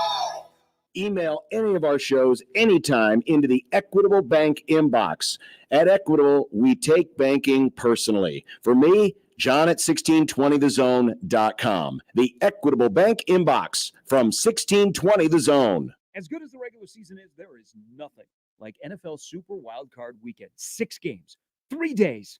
And for these teams, it's a win or go home. But you'll always have a spot in the playoffs with FanDuel, America's #1 sportsbook. FanDuel has so many ways, Nick, for you to pick up a W. That's right, Sharp. You got a couple of good ones on Saturday, a full list on Sunday, and even a Monday night game. Some big numbers, including that Bills-Steelers matchup with the Bills laying 10 points. Might like the Steelers in that with the Bills being a little inconsistent. If you want to follow the picks, go to FanDuel right now. New customers get started with $150 in bonus bets guaranteed when you place your first $5 bet. Just visit FanDuel.com. Use the promo code ZONE to join today. That's FanDuel.com/zone. Make every moment more with FanDuel, an official sportsbook partner of the NFL. 21 plus and present in Iowa. First online real money wager only. $10 first deposit required. Bonus issued as non-withdrawable bonus bets that expire 7 days after receipt. Restrictions apply. See terms at sportsbook.fanduel.com. Gambling problem? Call 1-800-BETS-OFF. The world's on fire. Attacks in the Middle East. Ukraine and Russia at war. And right here, Joe Biden has created a dangerous threat to every American. Biden's open border policies have opened the floodgates to a record number streaming in, 12,000 in one day alone. This means increased terrorist threats and even more deadly fentanyl being delivered to our neighborhoods. President Trump will change that. He'll secure our borders by building even more wall. He'll end visitors from terrorist countries being allowed to enter. And Trump will treat the drug cartels the same as he treated terrorists who kill Americans. President Trump, the strength to protect our borders and our families. I'm Donald Trump, candidate for president, and I approve this message. Paid for by Donald J. Trump for President 2024, Inc. At Grainger, we're for the ones who specialize in saving the day and for the ones who've mastered the art of keeping business moving. We offer industrial-grade supplies for every industry with same-day pickup and next-day delivery on most orders, all backed by real people ready to help. So you can get the right answers and products right when you need them. Call quickgrainger.com or just stop by. Grainger, for the ones who get it done. KOZ and Bellevue, Omaha, Council Bluffs. This is 1620, The Zone.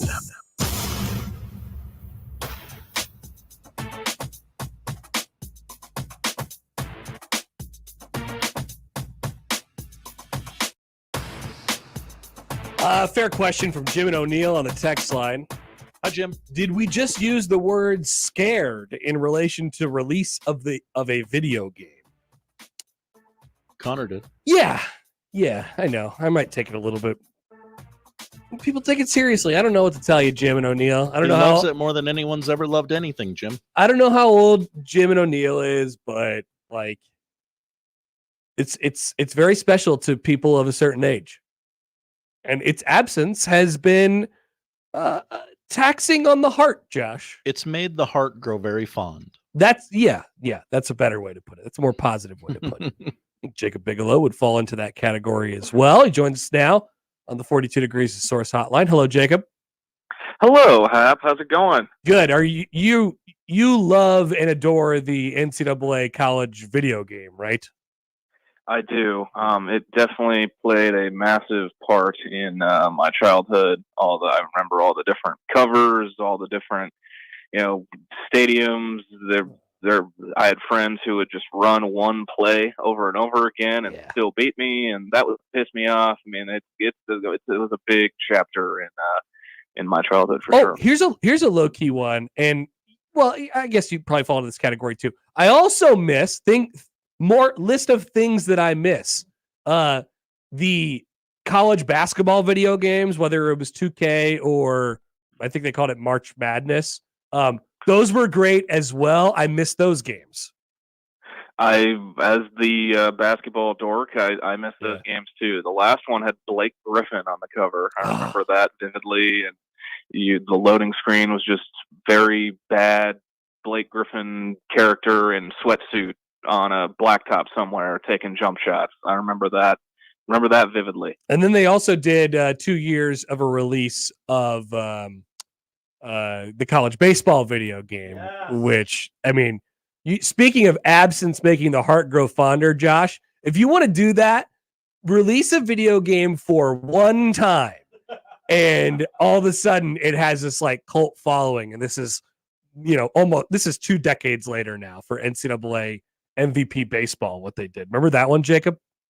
Yeah, that was like 06, 07, so I was like 10, but I mean, that was also like prime Nebraska baseball years. So I'd go like full dork trying to like add names to the rosters, and I thought like playing at Rosenblatt in video game form was coolest thing ever. It was the peak. It was like this this place is in my town and I'm playing it in a video game. This is cool as hell. Like that was the peak of video game. But yeah, between those 3 college games, those took up many hours. Yeah, I don't think they'll be doing a college baseball video game again anytime soon. But we'll always have 05 or 06 or whatever that was. All right, let's move on to tonight. We were talking about this a little bit earlier. What do you think?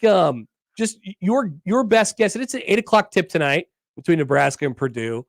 Your best guess on sort of like the energy and buzz level. I feel like it'll be a pretty hungry crowd in spite of the weather and the late tip-off and the Peacock tonight.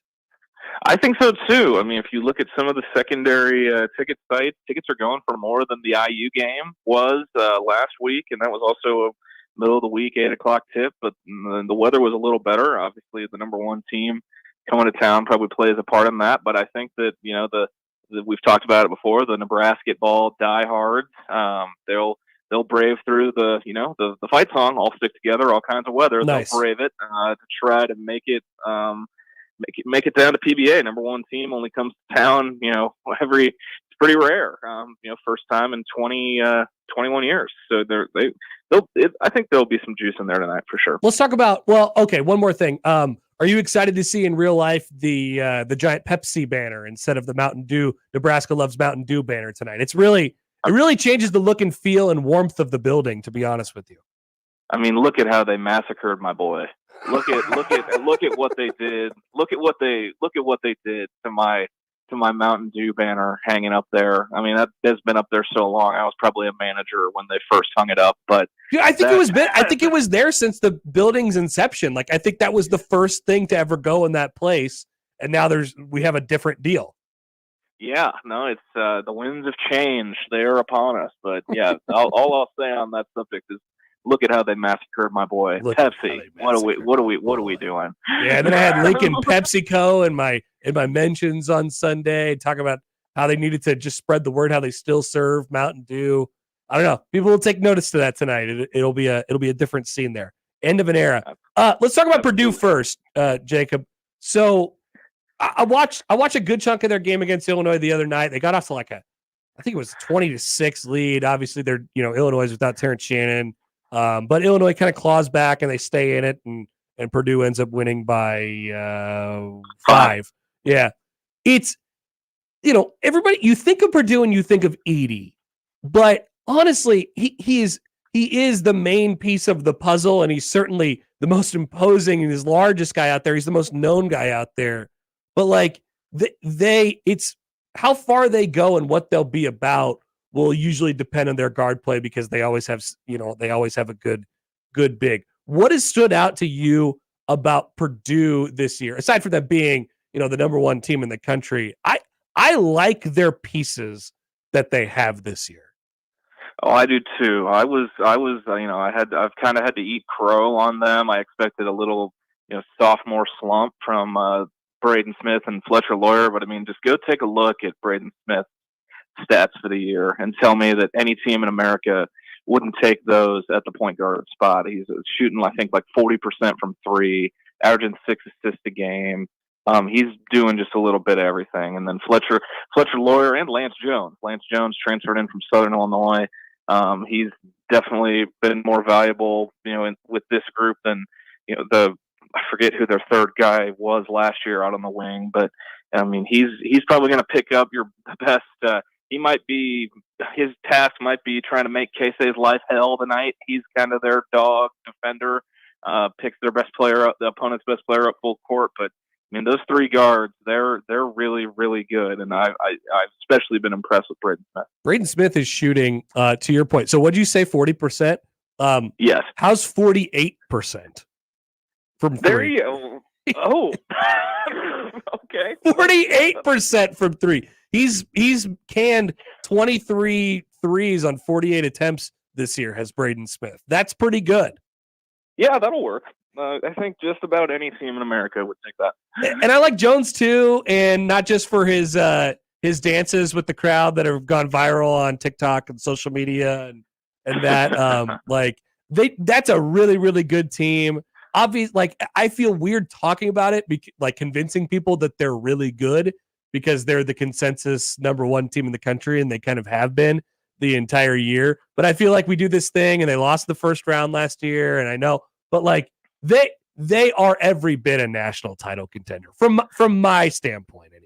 No, I completely agree. I think between the last season, how it ended for them, and then the stereotype of the Big Ten, and the Big Ten in March, and going to be 20 plus years, since the Big Ten's had a national champion. And ironically enough, at media days, Tom Izzo got asked about it, and he goes, "Hey, Painter, go tell Painter his team's got to go get it done. Do it for the league." and right now they're definitely carrying the flag for the conference, and I mean they're in a league of their own, amongst their Big Ten peers. But I think they're definitely every bit good enough to cut down nets in Phoenix. Do you think Nebraska will be better? Do you think Nebraska is better equipped tonight to handle a big game environment than the last time they played at home, and the last couple of times they played at home? The Creighton game obviously sticks out, and I know they put a lot into that one, and it's a rivalry game. And I just think going through that experience and going through a couple big games so far will help them tonight. I don't know how much. I don't know if it'll help them win the game, but I do feel like they're in a better position to kind of handle all the extra stuff going into tonight. Yeah, they definitely are. And I think, they played on Saturday afternoon in Madison, got on the plane to fly back, and then had, 2 days to prep. And, that's, quick, burn it, move on, after a loss, can't sit on it. I mean, that Creighton game was, more than a month ago now. I think, the 7 days off leading into it definitely meant more to that game than we thought at the time. But I think that, it's conference season now. It's the grind. You can't let one game get you too high. You hear Fred Hoiberg in those social media videos, never too high, never too low. I mean, you can't, dwell on a loss. You can't, get too full of yourselves after a big win, because it's usually a quick turnaround for the next game in the Big Ten. So defensively, how can Nebraska avoid the result that they got in Madison over the weekend? They're not similar in terms of personnel, but they are similar in the ways that they want to sort of execute. Wisconsin and Purdue are, and Nebraska has just not been very good against the type of teams that are really surgical in their offensive execution. They want to junk things up a little bit on defense. How do they sort of avoid that same result that they had over the weekend? Yeah, I think we talked about those guards. I think backcourt defense is the biggest key tonight. Obviously, Zach Edey's gonna do Zach Edey stuff. I mean, Illinois lost by 5 to them at Mackey, but Brad Underwood after that game said, his mindset coming in was somebody other than Zach Edey is gonna have to beat us, and it wound up, being a little Trey Kaufman-Wren breakout game. He finished with 19. But I mean, those guards are going to have to be, there's no really on their best behavior, defending, they're going to have to stay attached. They can't, be helping off shooters or leaving space, with guys like Smith and Lawyer. I mean, they're going to have to be on their A game. I don't know if the fire drill, scramble drill is necessarily going to be the way to go, because I don't think so. Like you said, they're surgical, they're precise. They're going to have guys cutting on the backside. They're going to be able to make a skip pass to a shooter.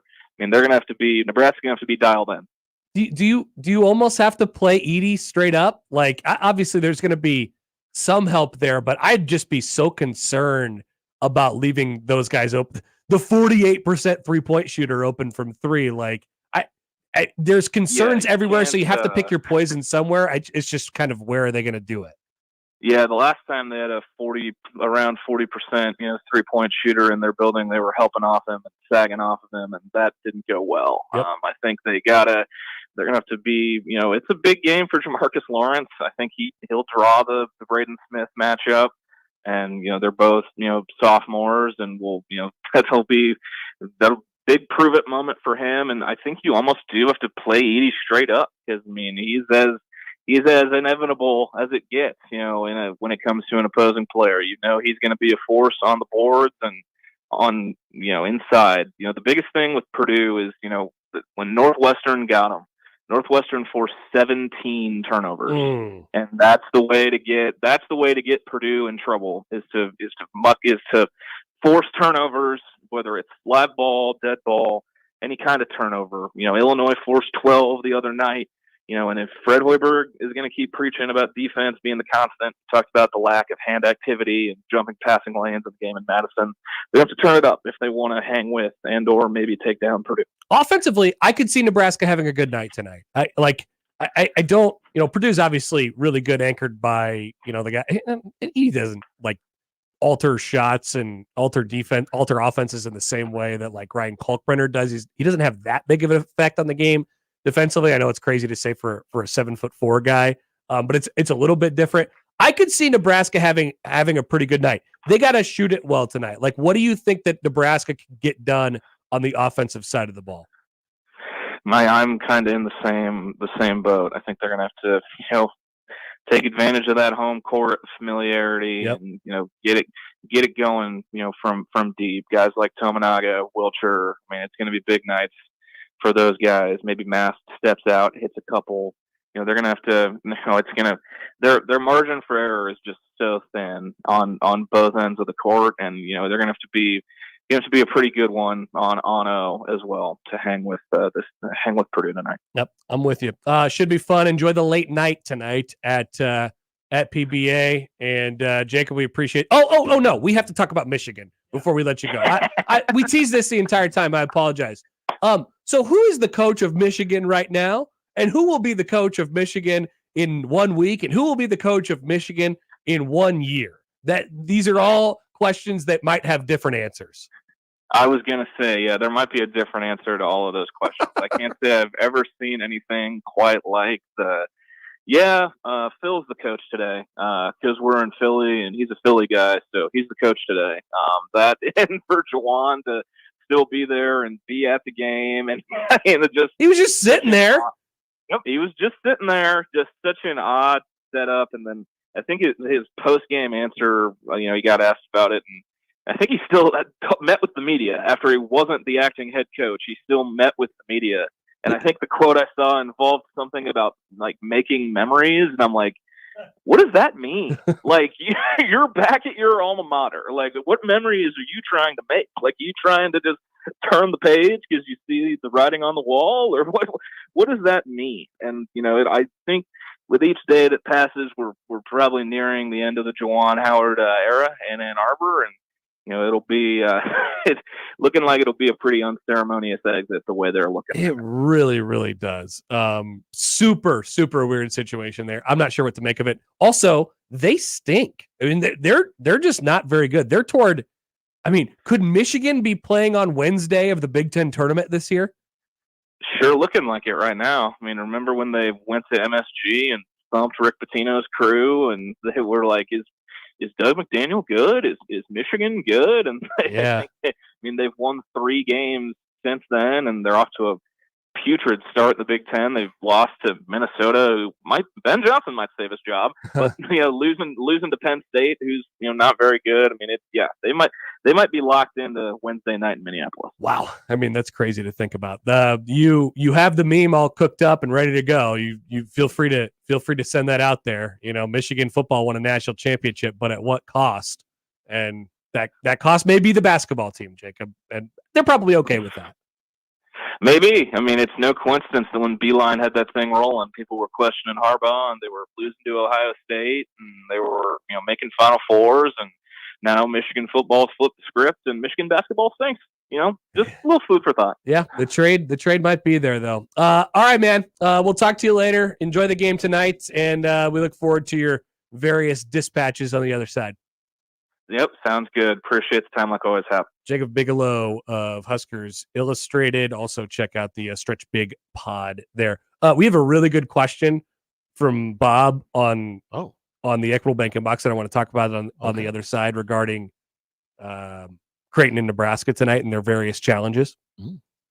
But just to be clear on this Juwan Howard thing. So, he kind of missed the beginning of the year. He's come back from the heart thing over the summer, and Michigan's got off to a really bad start. And so they went and played Penn State in the Palestra, and Penn State wanted to play a game there. So it's like a semi-neutral court. Penn State does it for their fans in the eastern portion of the state. And Juwan Howard decides that he's going to let Phil Martelli coach the game. Phil Martelli was a coach for so many years at St. Joe's. Yeah. And I just got to say, like, not only did he let him be say, I am the head coach today, and you could have like ceremoniously let him call a play in a timeout or whatever it was. But not only did Juwan Howard let him be the head coach, act as the head coach, like Juwan Howard wasn't doing anything. He was just sitting there and literally letting Phil Martelli be the coach. Phil knows what he's doing. And he does, but it creates a very odd situation. I get the sense that Michigan has already kind of thrown in the towel on this basketball season. Could Phil Martelli take over? So it's a weird, I mean, he's kind of old. Yeah. Remember that time he went 30-2 though? I do actually. That was a lot of fun. Jameer Nelson. Yeah. My guess is that there's going to be a lot of Michigan fans, and this is probably already happening on Michigan. We don't want to check Ohio State and Michigan message boards on the same day. Oh, I ain't going to a Wolverines board today. But I would imagine if there is any basketball chatter, it's about how they need to get back Beeline, who's, I think, just hanging out on the BTN right now. Oh, interesting. Yeah. So maybe they could draw him back in. Other than that, Michigan will probably try and get whatever coach is almost assuredly out of their league somewhere around the country, whether it's in the NBA or in college basketball. We will take a break, come back. Good question from Bob that I'd like to pose to you all in the Equitable Bank inbox regarding the local basketball teams tonight. Get to that next on 1620 The Zone. Previously on Unsportsmanlike Conduct. Do you think the top part of a mermaid also tastes like fish, or would it actually be red meat? I think it kind of blends toward the waist, like in the middle, you get like a nice cut of both. Wouldn't the top half of the mermaid be white meat? No, are people white meat? No, we're red meat, John. The breasts! breasts! Oh, those. Unsportsmanlike Conduct with John Bishop and Josh Peterson. Weekdays 2 to 6 on 1620 The Zone. Your Omaha area forecast from the Godfather's Pizza Weather Center and KETV Newswatch 7 on 1620 The Zone. Mostly cloudy skies with some possibilities of blowing snow throughout the afternoon thanks to a strong northwest breeze on your Tuesday. Temperatures dropping into the low 20s and eventually into the teens throughout the afternoon and evening. Partly cloudy skies overnight, waking up tomorrow morning to a temperature near 9 degrees and a high tomorrow near freezing. I'm meteorologist Luke Vickery. KETV Newswatch 7. More with Connor and Josh after this. We're going to have an extensive professional relationship, my man. On 1620, The Zone. Email us on the Equitable inbox with whatever is on your mind. The Zone inbox is brought to you by Equitable Bank. We take banking personally. You can hit me up, agree, disagree, tell me your thoughts on life at Hanley@1620thezone.com. We want to hear from you on the Equitable Bank Zone inbox. You can find pizza anywhere. But when you want pizza pie piled high with more toppings, that's when you come to my place, Godfather's Pizza. For a limited time, get your hands on 2 of my large one-topping pizzas. Pick pepperoni, beef, black olives, you choose. All this food for only $30. Feed your whole mob without breaking the bank. Hey, it's an offer you can't refuse. Godfather's Pizza. Do it. It's the most time-honored tradition to start the weekend, grabbing a cold one from a local Nebraska brewery. Let's be real here. It's cold outside, and you don't want to drink the same boring beer as those Hawkeye fans. Drink Nebraska brewed beer, cider, or seltzers instead. Each week, we're putting the spotlight on a unique Nebraska brewery with One Beer Friday. Share your brew on social media with the hashtag One Beer Friday, and you'll be entered to win a $25 gift card to a local Nebraska brewery. Nebraska is the good life with great beer. Click nebraska.beer to learn more. Yeah, we're replacing the carpets too, so don't worry about that. No fresh powder yet, but Dan's Ski Lodge has an avalanche of projects. Those 4 rooms are getting hot tubs. He needs a staff engineer to navigate a flurry of new requests. And all of those will be fully ADA accessible. Indeed can help him hire great people fast. I need Indeed. Indeed you do. You can schedule and conduct virtual interviews all from your employer dashboard. Visit Indeed.com/credit and get $75 towards your first sponsored job. Terms and conditions apply. Don't miss this week's Zone Deal. This week's half-off deal is Cops. Receive 2 $25 gift vouchers for just $25. Cops makes delicious pizza, fresh salads, and tasty charred wings. For the basic menu, click copspizza.com. And for the extended menu, visit them at Shadow Lake Town Center, 180th and Center, and the newly reopened 72nd and Jones locations. Zone deals go fast. 9 a.m. Friday, 1620thezone.com.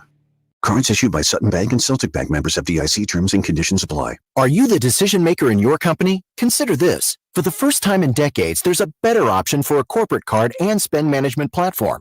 Meet Ramp, the only corporate card and spend management system designed to help you spend less money so you can make more. Most corporate credit cards offer points as incentives, but those points amount to less than their worth in real cash value. Ramp's corporate cards offer you cash back, real money in your pocket.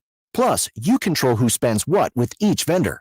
And Ramp software collects and verifies receipts automatically, which means you'll stop wasteful spending and close your books in hours instead of days. Businesses that use Ramp add up to 5% to their bottom line the first year.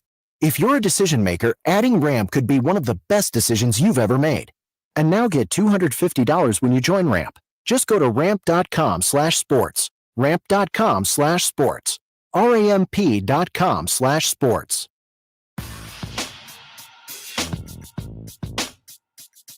Zone deals are back. The zone deal this week is to Cops, which is more than just pizza. It's true. They also have steak, seafood, pasta, fresh salads, and tasty charred wings. Dine in, carry out, or delivery from Cops with 3 convenient locations in Omaha.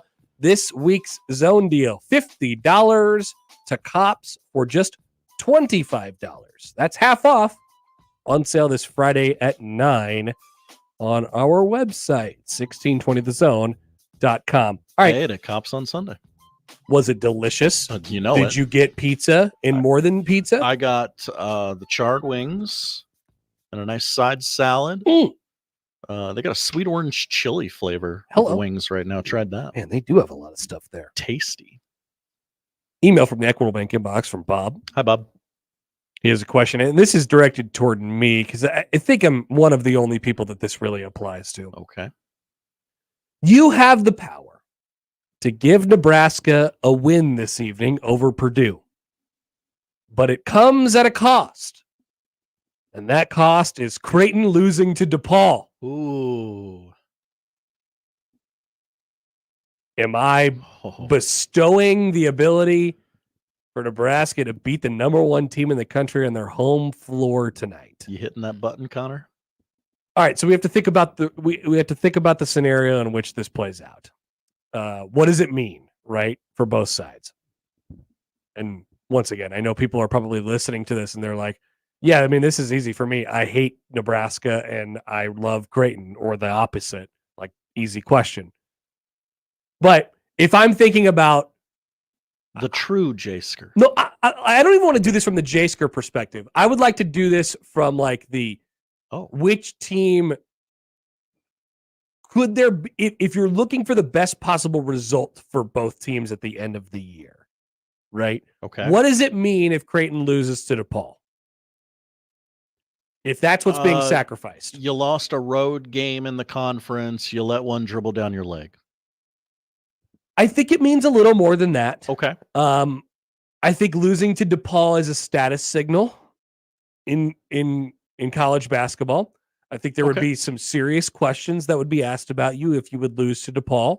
Don't lose to DePaul. Being on the road makes it a little easier to swallow, if that would be the case, right? Creighton would take a hit on the seed line. They would certainly take a massive hit as it pertains to like conference championship and stuff like that. That you could build back during the remainder of the regular season. But you don't forget losing to DePaul. All bets would be off from a negative standpoint. They are building back. I mean, I think build back. I don't want to speak for everybody. Build back better. I don't want to speak for everybody, but like I think on the high end of what this season ends up being for Creighton, from a seed line perspective, like I would love to see them get back into the 4 or 5 range, you know? I think if they could get back there, that would be huge for NCAA tournament success. But what they probably are is probably 6, 7, 8. And what they will end up being is probably 6, 7, 8. Andy Katz has them as a 6 against Oregon in the first round. Who among us would hate to see that? Losing to DePaul slashes out the 4-5 thing. Right. You don't get no 4-5, right? You lose to DePaul. So there's the effect on Creighton. For Nebraska, a win against Purdue. Now you still have to take care of your business. You still got to find a way to scratch and claw your 8, 9 more wins out. It's not job here's done. That's where I'm at. Okay, that would be super exciting if I knew you were going to parlay that into more than one awesome night. You have to get at least 7 or 8 more wins after tonight if you win tonight to hold up your end of the bargain. And if you do, you have a nice little card to play on Selection Sunday that says, I beat Purdue. And I'm one of 3 teams all year to do that. And the others were, one of them is going to be Northwestern. And, whoever else will have that trump card the rest of the year. Maybe it's Wisconsin, maybe it's Ohio State, something like that. But it's a great card to play. I think it's too damaging to Creighton. I think it's too damaging to Creighton for me to do it, Josh. Don't laugh at me. You're just saying, oh, you just care about Creighton so much. Well, no, that's not where I thought this was going. Stop. I thought this was going to be a conversation about how momentous a win at home against number 1 would be, and it would be giant, but they also still have to hold up their end of the bargain too. It'd be a nice card to have. It'd be a really nice card to have. But I do think there's a path to the NCAA tournament without tonight for Nebraska, right? Is there a path for Creighton to get where they want to go and losing tonight? I guess there still is. But I feel like the downside for Creighton is deeper than the upside is for Nebraska. Does that make sense? It does. They both are gigantic in terms of their swings. You really thought about this more than me. I don't know. I just thought it out. I just thought it out in my head and out loud just then. But I think I say no. Thank you. Do not bestow the power upon me. I definitely don't want that button getting hit. Don't get me wrong. It's a big game for Nebraska, though. My Menchie's would be a tire fire. Oh, yeah. If Nebraska does anything of note, Josh is dead. I'm dead. Josh is in big trouble. Luckily, I don't have to worry about that. Wow. I don't have let me check the line for Creighton tonight. I know Nebraska is 7.5-point dogs at home. You already have proclaimed that you love Purdue in this spot. You would bet so much money on Purdue. All the money I have, which isn't much, but how about Creighton needing to cover 15.5 points on the road in conference? Don't love that. Don't either. It's just a road game. I don't know. Not the way they've been playing. They've kind of righted the ship. They feel better about themselves now than they did a week ago, certainly. This will be one of those games where they shoot 55% from 3 or something like that and win running away. Who knows? Yeah, they could win by 35 tonight. Mm-hmm. There'll be about 10 people in attendance. John Bishop will be one of them. Congratulations to John. Yeah, Creighton minus 15. It's just hard for me to say that they're going to win by 16 points on the road, but they probably will. Who's to say? Yeah, number 1 team in the nation is here. That's exciting. Tonight, and they'll get to see the giant Pepsi banner that hangs proudly, and all the snow. They'll brave it, I'm sure. It won't keep anyone home. Well, last time I saw Zach Edey in person, he was very warm because it was 190 degrees at a minor league baseball game in Indianapolis. And you and Gary were sad because that guy died at a CVS. That's right right. in front of you. Uncle Steve. Still don't know what happened to Uncle Steve. And you're never going to know. And we're never going to know. I hope that he made a recovery that seemed unlikely at the moment. I also hope that whoever he was with, whether it was his daughter or his, I guess it was probably his niece, right? She was calling him Uncle Steve. I hope that she somewhere along the line found some urgency in her care for Uncle Steve. Maybe Steve is one of those uber rich people where like they don't very unassuming that they have a ton of money. But this woman knew if this guy dies, I stand to make a lot of money. Maybe that would have been a big upset. And he had some pandemic takes that I didn't agree with. So I'm just gonna let him lie there. He was wearing a mask. So maybe he's going the other way. Okay. I don't know. But yeah, that was the same 48-hour period. And then I got to see Zach Edey and his gigantic body and his legs try to sit in a normal seat at a minor league baseball game, and it was one of the most awkward things I've ever seen. And you talked to a ton of national champions along the way. That's true. Chris Jenkins was great. Great interview. And he had a good night last night as well. Because they wouldn't let us talk to Blake Corum. Yeah, that happens.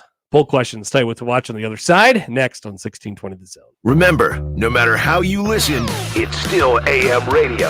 1620 The Zone. The Zone Hotline is powered by 42 Degrees, The Source, by your mom's house. Prescriptions require an online consultation with a healthcare provider who will determine if appropriate. Restrictions apply. See website for details and important safety information. Subscription required. Price varies based on product and subscription plan. Hey guys, did you know there's a generic form of Viagra that works just the same, but is 95% cheaper? And you can get it online? Just go to hims.com/radio. Through Hims, you'll get a free medical consultation, discreet shipping if prescribed, a 100% online process, and trusted generic alternatives to the name brands at up to 95% off. That's right, get generic for Viagra, the same active ingredient as brand name Viagra, but for 95% less. It's the same medication, still prescribed by a licensed medical provider, but with zero copay, no expensive appointments, and no awkward face-to-face conversations. To start your free online visit, you need to go to this exclusive address, hims.com/radio. That's hims.com/radio for your free online visit. HIMS.com/RADIO. When might you be buzzed? When you suddenly love everything. You guys, I love this song. I love these nachos. I love our kickball league. Oh, I love this guy. What's your name? You know what I'd love? A ride when it's time to head out. If you see a buzzed warning sign, call for a ride when it's time to go home. Buzz driving is drunk driving. A message from NHTSA and the Ad Council. I love your car. Is this real leather? What is dedication? My daughter started making necklaces. She makes what we call affirmation fashion. I tell her every day that your black is beautiful. Your black is beautiful. And if there's anything better than being beautiful, it's being smart. If there's anything better than being smart, it's being kind. And reaffirming that every day is our method of making sure her chin never drops. My dad wasn't around. And I remember riding a bike and falling off and cutting myself, and me never just wanting to get back on it. People ask, how your children learn how to ride a bike, and you didn't. I didn't teach them. I just created an environment where they taught themselves, and all I had to do was be there. That's dedication. Visit fatherhood.gov to hear more. Brought to you by the U.S. Department of Health and Human Services and the Ad Council. All right, son. Time to put out this campfire. Dad, we learned about this in school. Oh, did you now? Okay. What's first? Smokey Bear said to. First drown it with a bucket of water, then stir it with a shovel. Wow, you sound just like him. Then he said. If it's still warm, then do it again. Where can I learn all this?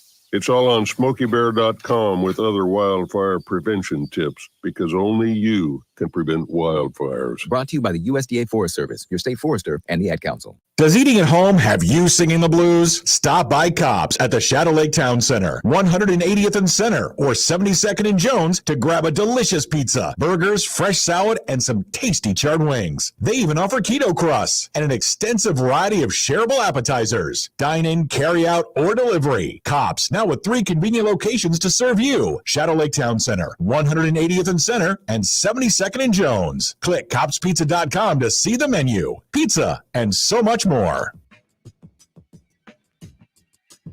Charles writes in on the YouTube, Happer's commitment to the inside beanie is impressive.